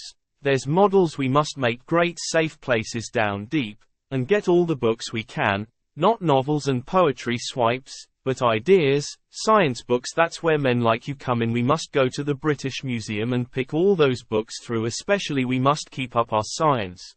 Learn more. We must watch these Martians. Some of us must go as spies when it's all working. Perhaps I will get caught. And the great thing is, we must leave the Martians alone. We mustn't even steal if we get in their way. We clear out. We must show them we mean no harm. Yes, I know, but they're intelligent things, and they won't hunt us down if they have all they want, and think we're just harmless vermin. The artilleryman paused and laid a brown hand upon my arm. After all, it may not be so much. We may have to learn before. Just imagine this. 4 or 5 of their fighting machines suddenly starting off, heat rays right and left, and not a Martian in M, not a Martian in M, but men who have learned the way. How it may be in my time, even, those men fancy having one of them lovely things, with its heat ray wide and free. Fancy having it in control. What would it matter if you smashed to smithereens at the end of the run, after a bust like that? I reckon the Martians'll open their beautiful eyes. Can't you see them, man? Can't you see them hurrying, puffing and blowing and hooting to their other mechanical affairs? Something out of gear in every case, and swish, bang, rattle, swish. Just as they are fumbling over it, swish comes the heat ray, and, behold, man has come back to his own. For a while the imaginative daring of the artilleryman, and the tone of assurance and courage he assumed, completely dominated my mind. I believed unhesitatingly both in his forecast of human destiny and in the practicability of his astonishing scheme. And the reader who thinks me susceptible and foolish must contrast his position, reading steadily with all his thoughts about his subject, and mine, crouching fearfully in the bushes and listening, distracted by apprehension. We talked in this manner through the early morning time, and later crept out of the bushes, and, after scanning the sky for Martians, hurried precipitately to the house on Putney Hill where he had made his lair. It was the coal cellar of the place, and when I saw the work he had spent a week upon, it was a burrow scarcely 10 yards long, which he designed to reach to the main drain on Putney Hill. I had my first inkling of the gulf between his dreams and his powers, such a hole I could have dug in a day, but I believed in him sufficiently to work with him all that morning until past midday. At his digging we had a garden barrow and shot the earth we removed against the kitchen range. We refreshed ourselves with a tin of mock turtle soup and wine from the neighboring pantry. I found a curious relief from the aching strangeness of the world in this steady labor as we worked. I turned his project over in my mind, and presently objections and doubts began to arise. But I worked there all the morning, so glad was I to find myself with a purpose again. After working an hour I began to speculate on the distance one had to go before the cloaca was reached, the chances we had of missing it altogether. My immediate trouble was why we should dig this long tunnel, when it was possible to get into the drain at once down one of the manholes, and work back to the house. It seemed to me, too, that the house was inconveniently chosen, and required a needless length of tunnel. And just as I was beginning to face these things, the artilleryman stopped digging, and looked at me.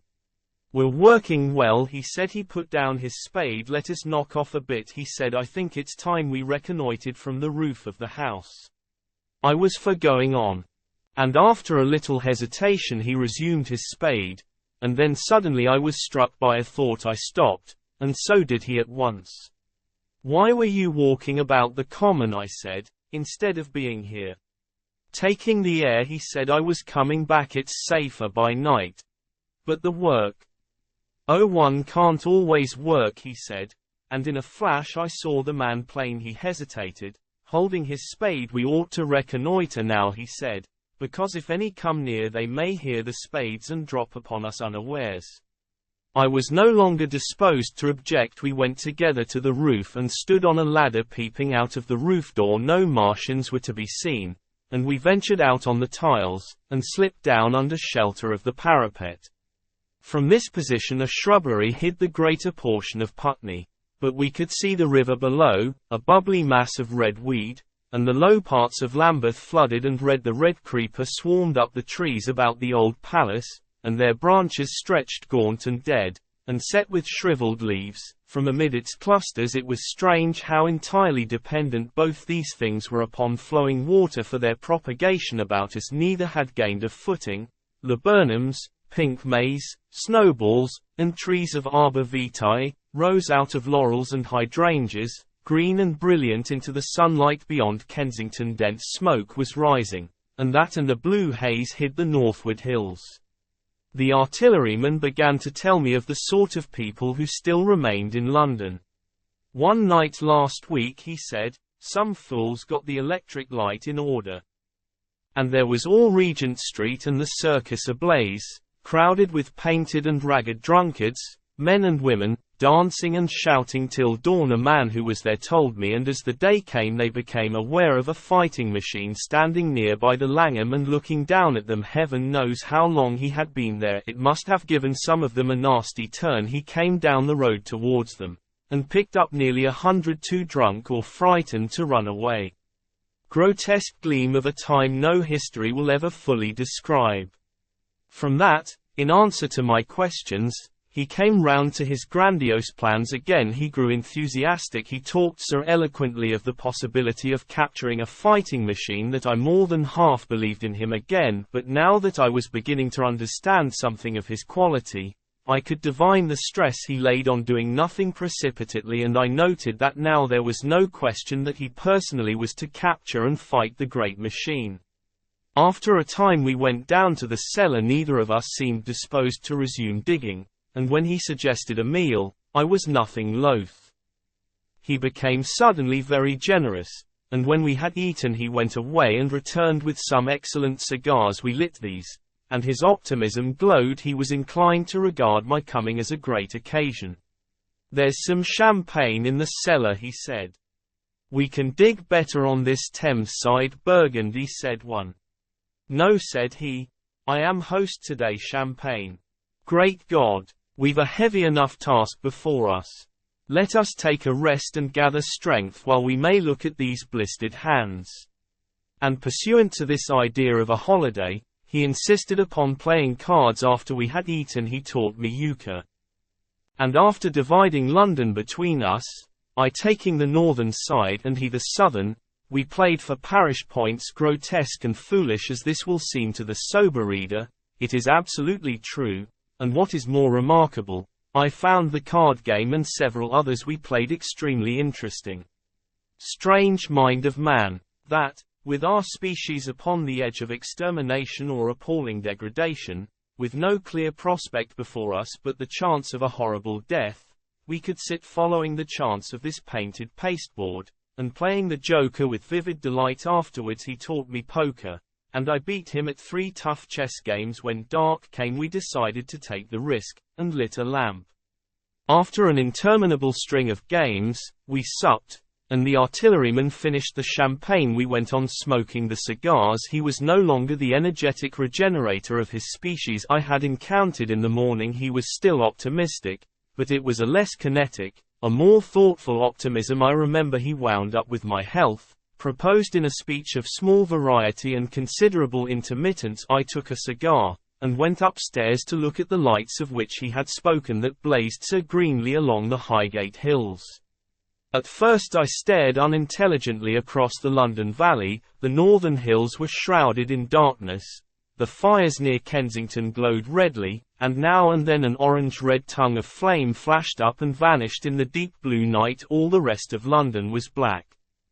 Then, nearer, I perceived a strange light, a pale, violet-purple fluorescent glow, quivering under the night breeze. For a space I could not understand it, and then I knew that it must be the red weed from which this faint irradiation proceeded. With that realization my dormant sense of wonder, my sense of the proportion of things, awoke again. I glanced from that to Mars, red and clear, glowing high in the west, and then gazed long and earnestly at the darkness of Hampstead and Highgate. I remained a very long time upon the roof, wondering at the grotesque changes of the day. I recalled my mental states from the midnight prayer to the foolish card playing. I had a violent revulsion of feeling. I remember I flung away the cigar with a certain wasteful symbolism. My folly came to me with glaring exaggeration. I seemed a traitor to my wife and to my kind. I was filled with remorse. I resolved to leave this strange undisciplined dreamer of great things to his drink and gluttony, and to go on into London. There, it seemed to me, I had the best chance of learning what the Martians and my fellowmen were doing. I was still upon the roof when the late moon rose. Chapter 8. Dead London. After I had parted from the artilleryman, I went down the hill, and by the High Street across the bridge to Fulham. The red weed was tumultuous at that time, and nearly choked the bridge roadway, but its fronds were already whitened in patches by the spreading disease that presently removed it so swiftly. At the corner of the lane that runs to Putney Bridge Station I found a man lying. He was as black as a sweep with the black dust, alive, but helplessly and speechlessly drunk. I could get nothing from him but curses and furious lunges at my head. I think I should have stayed by him but for the brutal expression of his face. There was black dust along the roadway from the bridge onwards, and it grew thicker in Fulham. The streets were horribly quiet. I got food, sour, hard, and mouldy, but quite eatable, in a baker's shop here. Some way towards Walham Green the streets became clear of powder, and I passed a white terrace of houses on fire. The noise of the burning was an absolute relief. Going on towards Brompton, the streets were quiet again.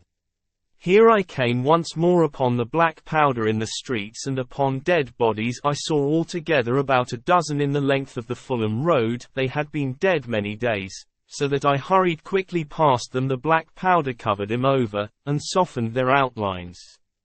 One or two had been disturbed by dogs. Where there was no black powder, it was curiously like a Sunday in the city, with the closed shops, the houses locked up and the blinds drawn, the desertion, and the stillness. In some places plunderers had been at work, but rarely at other than the provision and wine shops. A jeweller's window had been broken open in one place, but apparently the thief had been disturbed, and a number of gold chains and a watch lay scattered on the pavement. I did not trouble to touch them. Farther on was a tattered woman in a heap on a doorstep. The hand that hung over her knee was gashed and bled down her rusty brown dress, and a smashed magnum of champagne formed a pool across the pavement. She seemed asleep, but she was dead.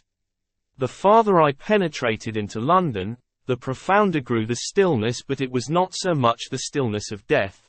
It was the stillness of suspense, of expectation at any time the destruction that had already singed the northwestern borders of the metropolis, and had annihilated Ealing and Kilburn, might strike among these houses and leave them smoking ruins. It was a city condemned and derelict. In South Kensington the streets were clear of dead and of black powder.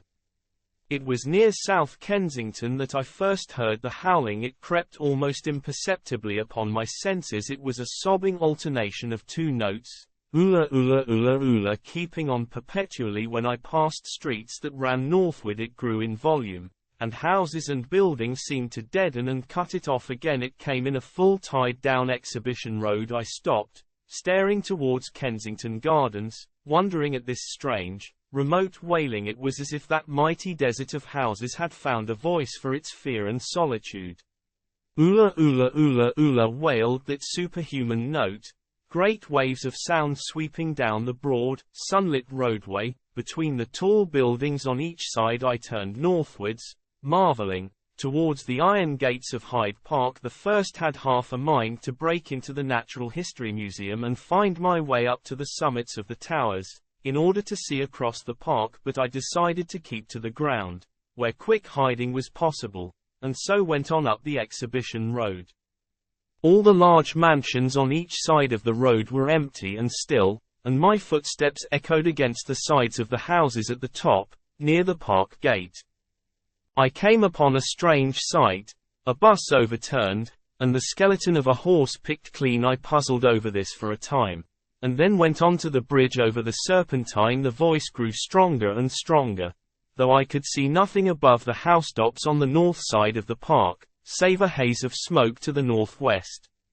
Oola oola oola oola, cried the voice, coming, as it seemed to me, from the district about Regent's Park. The desolating cry worked upon my mind. The mood that had sustained me past the wailing took possession of me. I found I was intensely weary, footsore, and now again hungry and thirsty. It was already past noon. Why was I wandering alone in this city of the dead? Why was I alone when all London was lying in state, and in its black shroud? I felt intolerably lonely. My mind ran on old friends that I had forgotten for years. I thought of the poisons in the chemist shops, of the liquors the wine merchants stored. I recalled the two sodden creatures of despair, who, so far as I knew, shared the city with myself.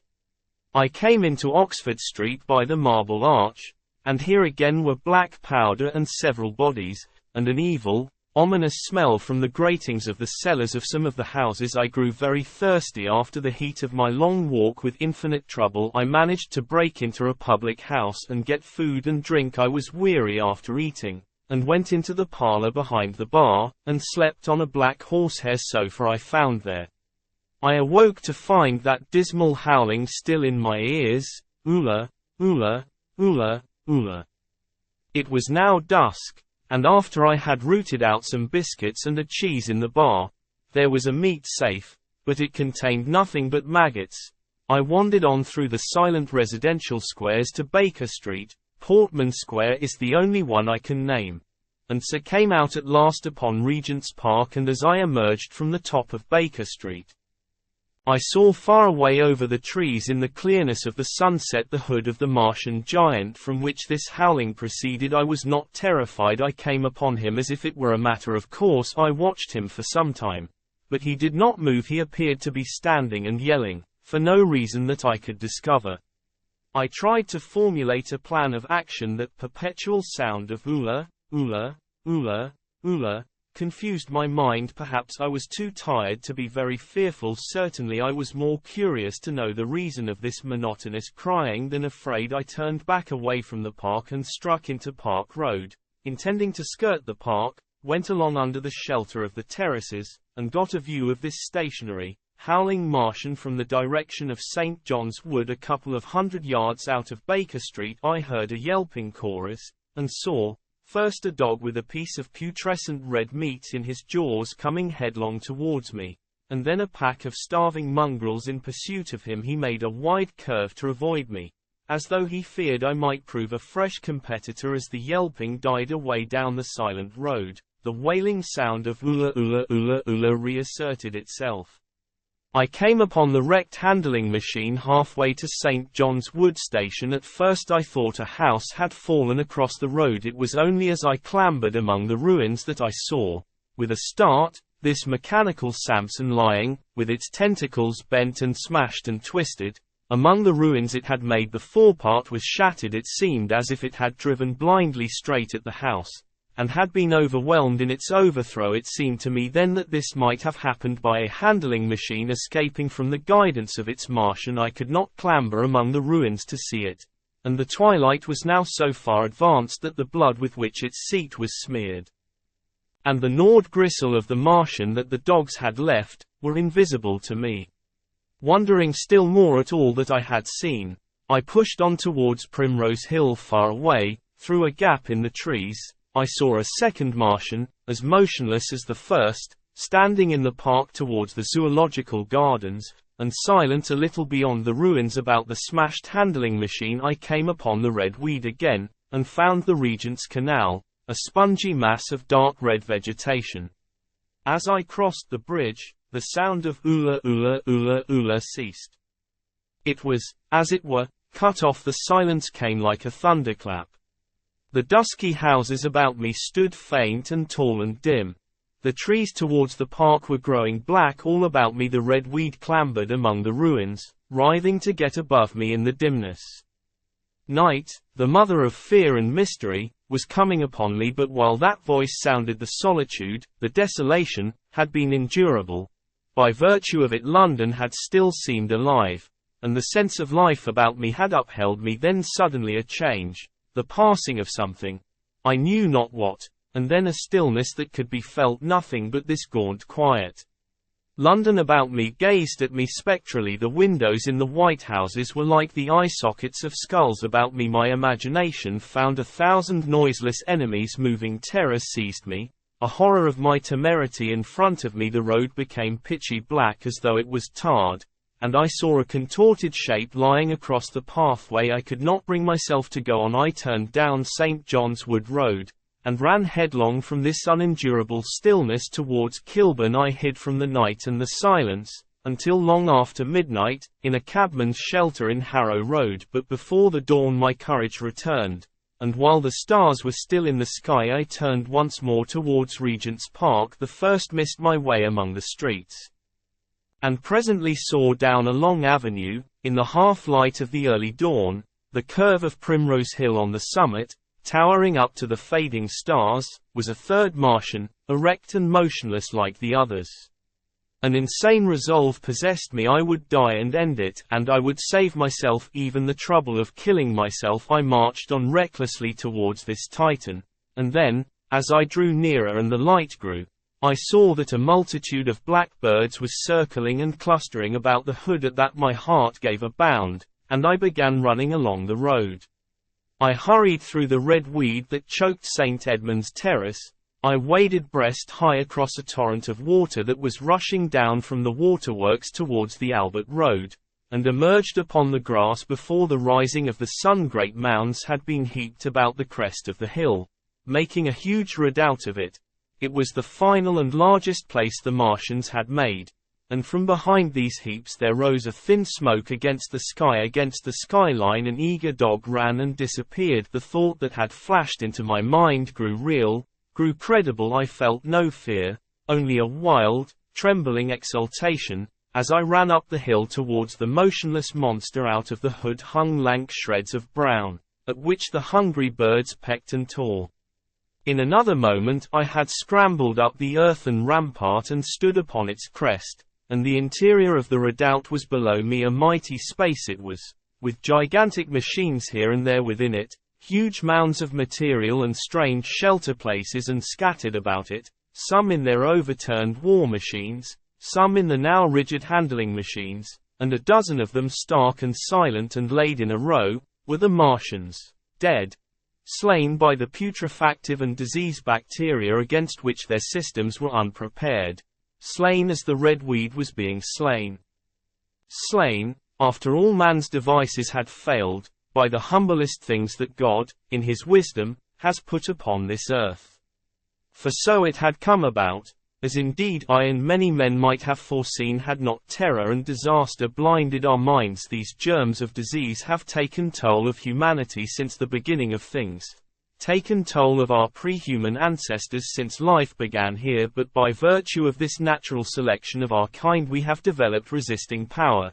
To no germs do we succumb without a struggle, and to many, those that cause putrefaction in dead matter, for instance, our living frames are altogether immune, but there are no bacteria in Mars, and directly these invaders arrived, directly they drank and fed, our microscopic allies began to work their overthrow. Already when I watched them they were irrevocably doomed, dying and rotting even as they went to and fro. It was inevitable. By the toll of 1 billion deaths man has bought his birthright of the earth, and it is his against all comers.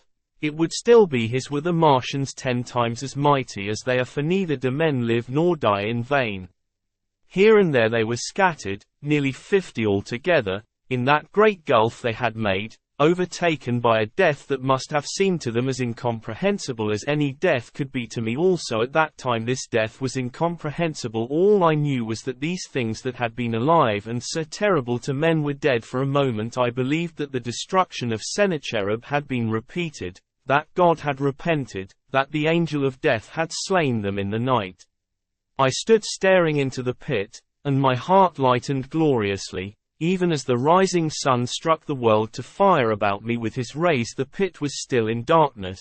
The mighty engines, so great and wonderful in their power and complexity, so unearthly in their tortuous forms, rose weird and vague and strange out of the shadows towards the light.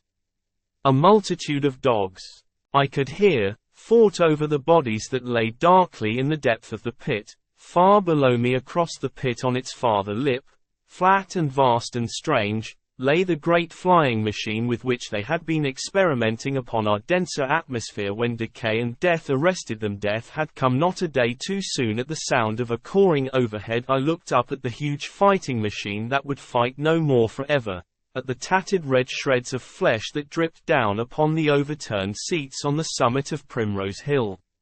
I turned and looked down the slope of the hill to where, enhaloed now in birds, stood those other 2 Martians that I had seen overnight.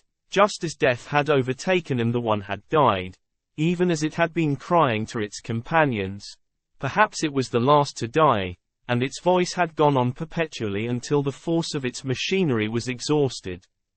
They glittered now, harmless tripod towers of shining metal, in the brightness of the rising sun. All about the pit, and saved as by a miracle from everlasting destruction, stretched the great mother of cities. Those who have only seen London veiled in her somber robes of smoke can scarcely imagine the naked clearness and beauty of the silent wilderness of houses. Eastward, over the blackened ruins of the Albert Terrace and the splintered spire of the church, the sun blazed dazzling in a clear sky, and here and there some facet in the great wilderness of roofs caught the light and glared with a white intensity. Northward were Kilburn and Hampstead, blue and crowded with houses. Westward the great city was dimmed, and southward, beyond the Martians, the green waves of Regent's Park, the Langham Hotel, the dome of the Albert Hall, the Imperial Institute, and the giant mansions of the Brompton Road came out clear and little in the sunrise. The jagged ruins of Westminster rising hazily beyond, far away and blue were the Surrey Hills. And the towers of the Crystal Palace glittered like 2 silver rods. The dome of St. Paul's was dark against the sunrise, and injured, I saw for the first time, by a huge gaping cavity on its western side.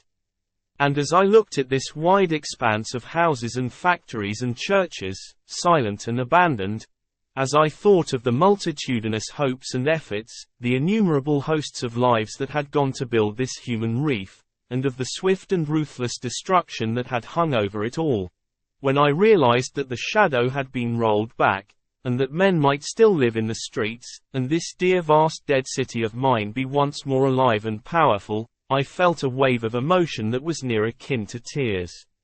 The torment was over. Even that day the healing would begin. The survivors of the people scattered over the country, leaderless, lawless, foodless, like sheep without a shepherd, the thousands who had fled by sea, would begin to return. The pulse of life, growing stronger and stronger, would beat again in the empty streets and pour across the vacant squares whatever destruction was done. The hand of the destroyer was stayed. All the gaunt wrecks, the blackened skeletons of houses that stared so dismally at the sunlit grass of the hill, would presently be echoing with the hammers of the restorers and ringing with the tapping of their trowels. At the thought I extended my hands towards the sky and began thanking God. In a year, thought I, in a year. With overwhelming force came the thought of myself, of my wife, and the old life of hope and tender helpfulness that had ceased forever. Chapter 9. Wreckage. And now comes the strangest thing in my story yet. Perhaps it is not altogether strange. I remember, clearly and coldly and vividly, all that I did that day until the time that I stood weeping and praising God upon the summit of Primrose Hill, and then I forget. Of the next 3 days I know nothing. I have learned since that, so far from my being the first discoverer of the Martian overthrow, several such wanderers as myself had already discovered this on the previous night. One man, the first, had gone to St. Martin's-le-Grand, and, while I sheltered in the cabman's hut, had contrived to telegraph to Paris. Thence the joyful news had flashed all over the world. 1,000 cities, chilled by ghastly apprehensions, suddenly flashed into frantic illuminations. They knew of it in Dublin, Edinburgh, Manchester, Birmingham. At the time when I stood upon the verge of the pit, already men, weeping with joy, as I have heard, shouting and staying their work to shake hands and shout, were making up trains, even as near as Crewe, to descend upon London. The church bells that had ceased a fortnight since suddenly caught the news, until all England was bell-ringing. Men on cycles, lean-faced, unkempt, scorched along every country lane, shouting of unhoped deliverance, shouting to gaunt, staring figures of despair and for the food. Across the Channel, across the Irish Sea, across the Atlantic, corn, bread, and meat were tearing to our relief. All the shipping in the world seemed going Londonward in those days, but of all this I have no memory. I drifted, a demented man. I found myself in a house of kindly people, who had found me on the third day wandering, weeping, and raving through the streets of St. John's Wood. They have told me since that I was singing some insane doggerel about the last man left alive. Hurrah! The last man left alive. Troubled as they were with their own affairs, these people, whose name, much as I would like to express my gratitude to them, I may not even give here, nevertheless cumbered themselves with me, sheltered me, and protected me from myself. Apparently they had learned something of my story from me during the days of my lapse. Very gently, when my mind was assured again, did they break to me what they had learned of the fate of Leatherhead. 2 days after I was imprisoned it had been destroyed, with every soul in it, by a Martian. He had swept it out of existence, as it seemed, without any provocation, as a boy might crush an ant hill, in the mere wantonness of power. I was a lonely man, and they were very kind to me. I was a lonely man and a sad one, and they bore with me. I remained with them 4 days after my recovery. All that time I felt a vague, a growing craving to look once more on whatever remained of the little life that seemed so happy and bright in my past. It was a mere hopeless desire to feast upon my misery. They dissuaded me. They did all they could to divert me from this morbidity, but at last I could resist the impulse no longer, and, promising faithfully to return to them, and parting, as I will confess, from these 4-day friends with tears, I went out again into the streets that had lately been so dark and strange and empty. Already they were busy with returning people. In places even there were shops open, and I saw a drinking fountain running water. I remember how mockingly bright the day seemed as I went back on my melancholy pilgrimage to the little house at Woking, how busy the streets and vivid the moving life about me. So many people were abroad everywhere, busied in 1,000 activities. that it seemed incredible that any great proportion of the population could have been slain, but then I noticed how yellow were the skins of the people I met, how shaggy the hair of the men, how large and bright their eyes, and that every other man still wore his dirty rags. Their faces seemed all with one of two expressions: a leaping exultation and energy, or a grim resolution, save for the expression of the faces. London seemed a city of tramps. The vestries were indiscriminately distributing bread sent us by the French government. The ribs of the few horses showed dismally haggard. Special constables with white badges stood at the corners of every street. I saw little of the mischief wrought by the Martians until I reached Wellington Street, and there I saw the red weed clambering over the buttresses of Waterloo Bridge. At the corner of the bridge, too, I saw one of the common contrasts of that grotesque time, a sheet of paper flaunting against a thicket of the red weed, transfixed by a stick that kept it in place. It was the placard of the first newspaper to resume publication, the Daily Mail. I bought a copy for a blackened shilling I found in my pocket. Most of it was in blank, but the solitary compositor who did the thing had amused himself by making a grotesque scheme of advertisement stereo on the back page. The matter he printed was emotional. The news organization had not as yet found its way back. I learned nothing fresh except that already in 1 week the examination of the Martian mechanisms had yielded astonishing results. Among other things, the article assured me what I did not believe at the time, that the secret of flying was discovered at Waterloo. I found the free trains that were taking people to their homes. The first rush was already over. There were few people in the train, and I was in no mood for casual conversation. I got a compartment to myself, and sat with folded arms, looking greyly at the sunlit devastation that flowed past the windows. And just outside the terminus the train jolted over temporary rails, and on either side of the railway the houses were blackened ruins. To Clapham Junction the face of London was grimy with powder of the black smoke, in spite of 2 days of thunderstorms and rain, and at Clapham Junction the line had been wrecked again. There were hundreds of out-of-work clerks and shopmen working side by side with the customary navvies. And we were jolted over a hasty relaying. All down the line from there the aspect of the country was gaunt and unfamiliar. Wimbledon particularly had suffered. Walton, by virtue of its unburned pine woods, seemed the least hurt of any place along the line. The Wandle, the Mole, every little stream, was a heaped mass of red weed, in appearance between butcher's meat and pickled cabbage. The Surrey pine woods were too dry, however, for the festoons of the red climber. Beyond Wimbledon, within sight of the line, in certain nursery grounds, were the heaped masses of earth about the sixth cylinder. A number of people were standing about it, and some sappers were busy in the midst of it. Over it flaunted a Union Jack, flapping cheerfully in the morning breeze. The nursery grounds were everywhere crimson with the weed, a wide expanse of livid color cut with purple shadows, and very painful to the eye. One's gaze went with infinite relief from the scorched greys and sullen reds of the foreground to the blue-green softness of the eastward hills. The line on the London side of Woking Station was still undergoing repair, so I descended at Byfleet Station and took the road to Maybury, past the place where I and the artilleryman had talked to the hussars, and on by the spot where the Martian had appeared to me in the thunderstorm. Here, moved by curiosity, I turned aside to find, among a tangle of red fronds, the warped and broken dog-cart with the whitened bones of the horse scattered and gnawed. For a time I stood regarding these vestiges. Then I returned through the pine wood, neck-high with red weed here and there, to find the landlord of the Spotted Dog had already found burial, and so came home past the College Arms. A man standing at an open cottage door greeted me by name as I passed. I looked at my house with a quick flash of hope that faded immediately. The door had been forced. It was unfast and was opening slowly as I approached.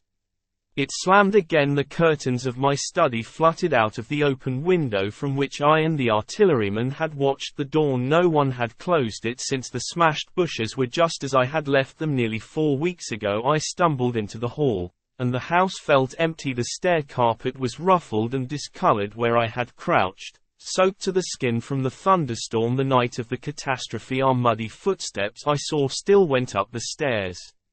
I followed them to my study, and found lying on my writing table still, with the selenite paperweight upon it, the sheet of work I had left on the afternoon of the opening of the cylinder. For a space I stood reading over my abandoned arguments. It was a paper on the probable development of moral ideas with the development of the civilizing process, and the last sentence was the opening of a prophecy. In about 200 years, I had written, we may expect. The sentence ended abruptly. I remembered my inability to fix my mind that morning, scarcely a month gone by, and how I had broken off to get my daily chronicle from the newsboy. I remembered how I went down to the garden gate as he came along, and how I had listened to his odd story of men from Mars. I came down and went into the dining room. There were the mutton and the bread, both far gone now in decay, and a beer bottle overturned, just as I and the artilleryman had left them. My home was desolate. I perceived the folly of the faint hope I had cherished so long, and then a strange thing occurred. It is no use, said a voice. The house is deserted. No one has been here these 10 days. Do not stay here to torment yourself. No one escaped but you. I was startled. Had I spoken my thought aloud? I turned, and the French window was open behind me. I made a step to it, and stood looking out. And there, amazed and afraid, even as I stood amazed and afraid, were my cousin and my wife, white and tearless. She gave a faint cry. I came, she said. I knew. She put her hand to her throat, swayed. I made a step forward, and caught her in my arms. Chapter 10. The Epilogue. I cannot but regret, now that I am concluding my story, how little I am able to contribute to the discussion of the many debatable questions which are still unsettled. In one respect I shall certainly provoke criticism. My particular province is speculative philosophy. My knowledge of comparative physiology is confined to a book or two, but it seems to me that Carver's suggestions as to the reason of the rapid death of the Martians is so probable as to be regarded almost as a proven conclusion. I have assumed that in the body of my narrative, at any rate, in all the bodies of the Martians that were examined after the war, no bacteria except those already known as terrestrial species were found. That they did not bury any of their dead, and the reckless slaughter they perpetrated, point also to an entire ignorance of the putrefactive process. But probable as this seems, it is by no means a proven conclusion. Neither is the composition of the black smoke known, which the Martians used with such deadly effect, and the generator of the heat rays remains a puzzle. The terrible disasters at the Ealing and South Kensington laboratories have disinclined analysts for further investigations upon the latter. Spectrum analysis of the black powder points unmistakably to the presence of an unknown element with a brilliant group of 3 lines in the green, and it is possible that it combines with argon to form a compound which acts at once with deadly effect upon some constituent in the blood. But such unproven speculations will scarcely be of interest to the general reader, to whom this story is addressed. None of the brown scum that drifted down the Thames after the destruction of Shepperton was examined at the time, and now none is forthcoming. The results of an anatomical examination of the Martians, so far as the prowling dogs had left such an examination possible, I have already given, but everyone is familiar with the magnificent and almost complete specimen in spirits at the Natural History Museum, and the countless drawings that have been made from it, and beyond that the interest of their physiology and structure is purely scientific. A question of graver and universal interest is the possibility of another attack from the Martians. I do not think that nearly enough attention is being given to this aspect of the matter at present. The planet Mars is in conjunction, but with every return to opposition I, for one, anticipate a renewal of their adventure. In any case, we should be prepared. It seems to me that it should be possible to define the position of the gun from which the shots are discharged, to keep a sustained watch upon this part of the planet, and to anticipate the arrival of the next attack. In that case the cylinder might be destroyed with dynamite or artillery before it was sufficiently cool for the Martians to emerge, or they might be butchered by means of guns. So soon as the screw opened, it seems to me that they have lost a vast advantage in the failure of their first surprise. Possibly they see it in the same light. Lessing has advanced excellent reasons for supposing that the Martians have actually succeeded in effecting a landing on the planet Venus. 7 months ago now, Venus and Mars were in alignment with the Sun. That is to say, Mars was in opposition from the point of view of an observer on Venus. Subsequently, a peculiar luminous and sinuous marking appeared on the unillumined half of the inner planet, and almost simultaneously a faint dark mark of a similar sinuous character was detected upon a photograph of the Martian disk. One needs to see the drawings of these appearances in order to appreciate fully their remarkable resemblance in character. At any rate, whether we expect another invasion or not, our views of the human future must be greatly modified by these events. We have learned now that we cannot regard this planet as being fenced in and a secure abiding place for man. We can never anticipate the unseen good or evil that may come upon us suddenly out of space. It may be that in the larger design of the universe this invasion from Mars is not without its ultimate benefit for men.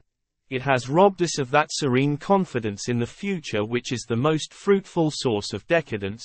The gifts to human science it has brought are enormous, and it has done much to promote the conception of the commonweal of mankind. It may be that across the immensity of space the Martians have watched the fate of these pioneers of theirs and learned their lesson, and that on the planet Venus they have found a securer settlement. Be that as it may, for many years yet there will certainly be no relaxation of the eager scrutiny of the Martian disk, and those fiery darts of the sky, the shooting stars, will bring with them as they fall an unavoidable apprehension to all the sons of men.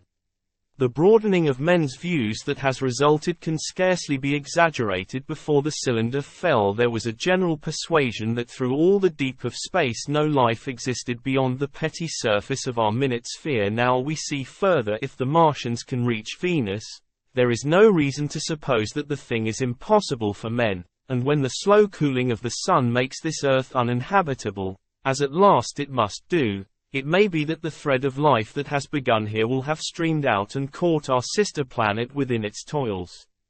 Dim and wonderful is the vision I have conjured up in my mind of life spreading slowly from this little seed bed of the solar system throughout the inanimate vastness of sidereal space. But that is a remote dream. It may be, on the other hand, that the destruction of the Martians is only a reprieve to them, and not to us.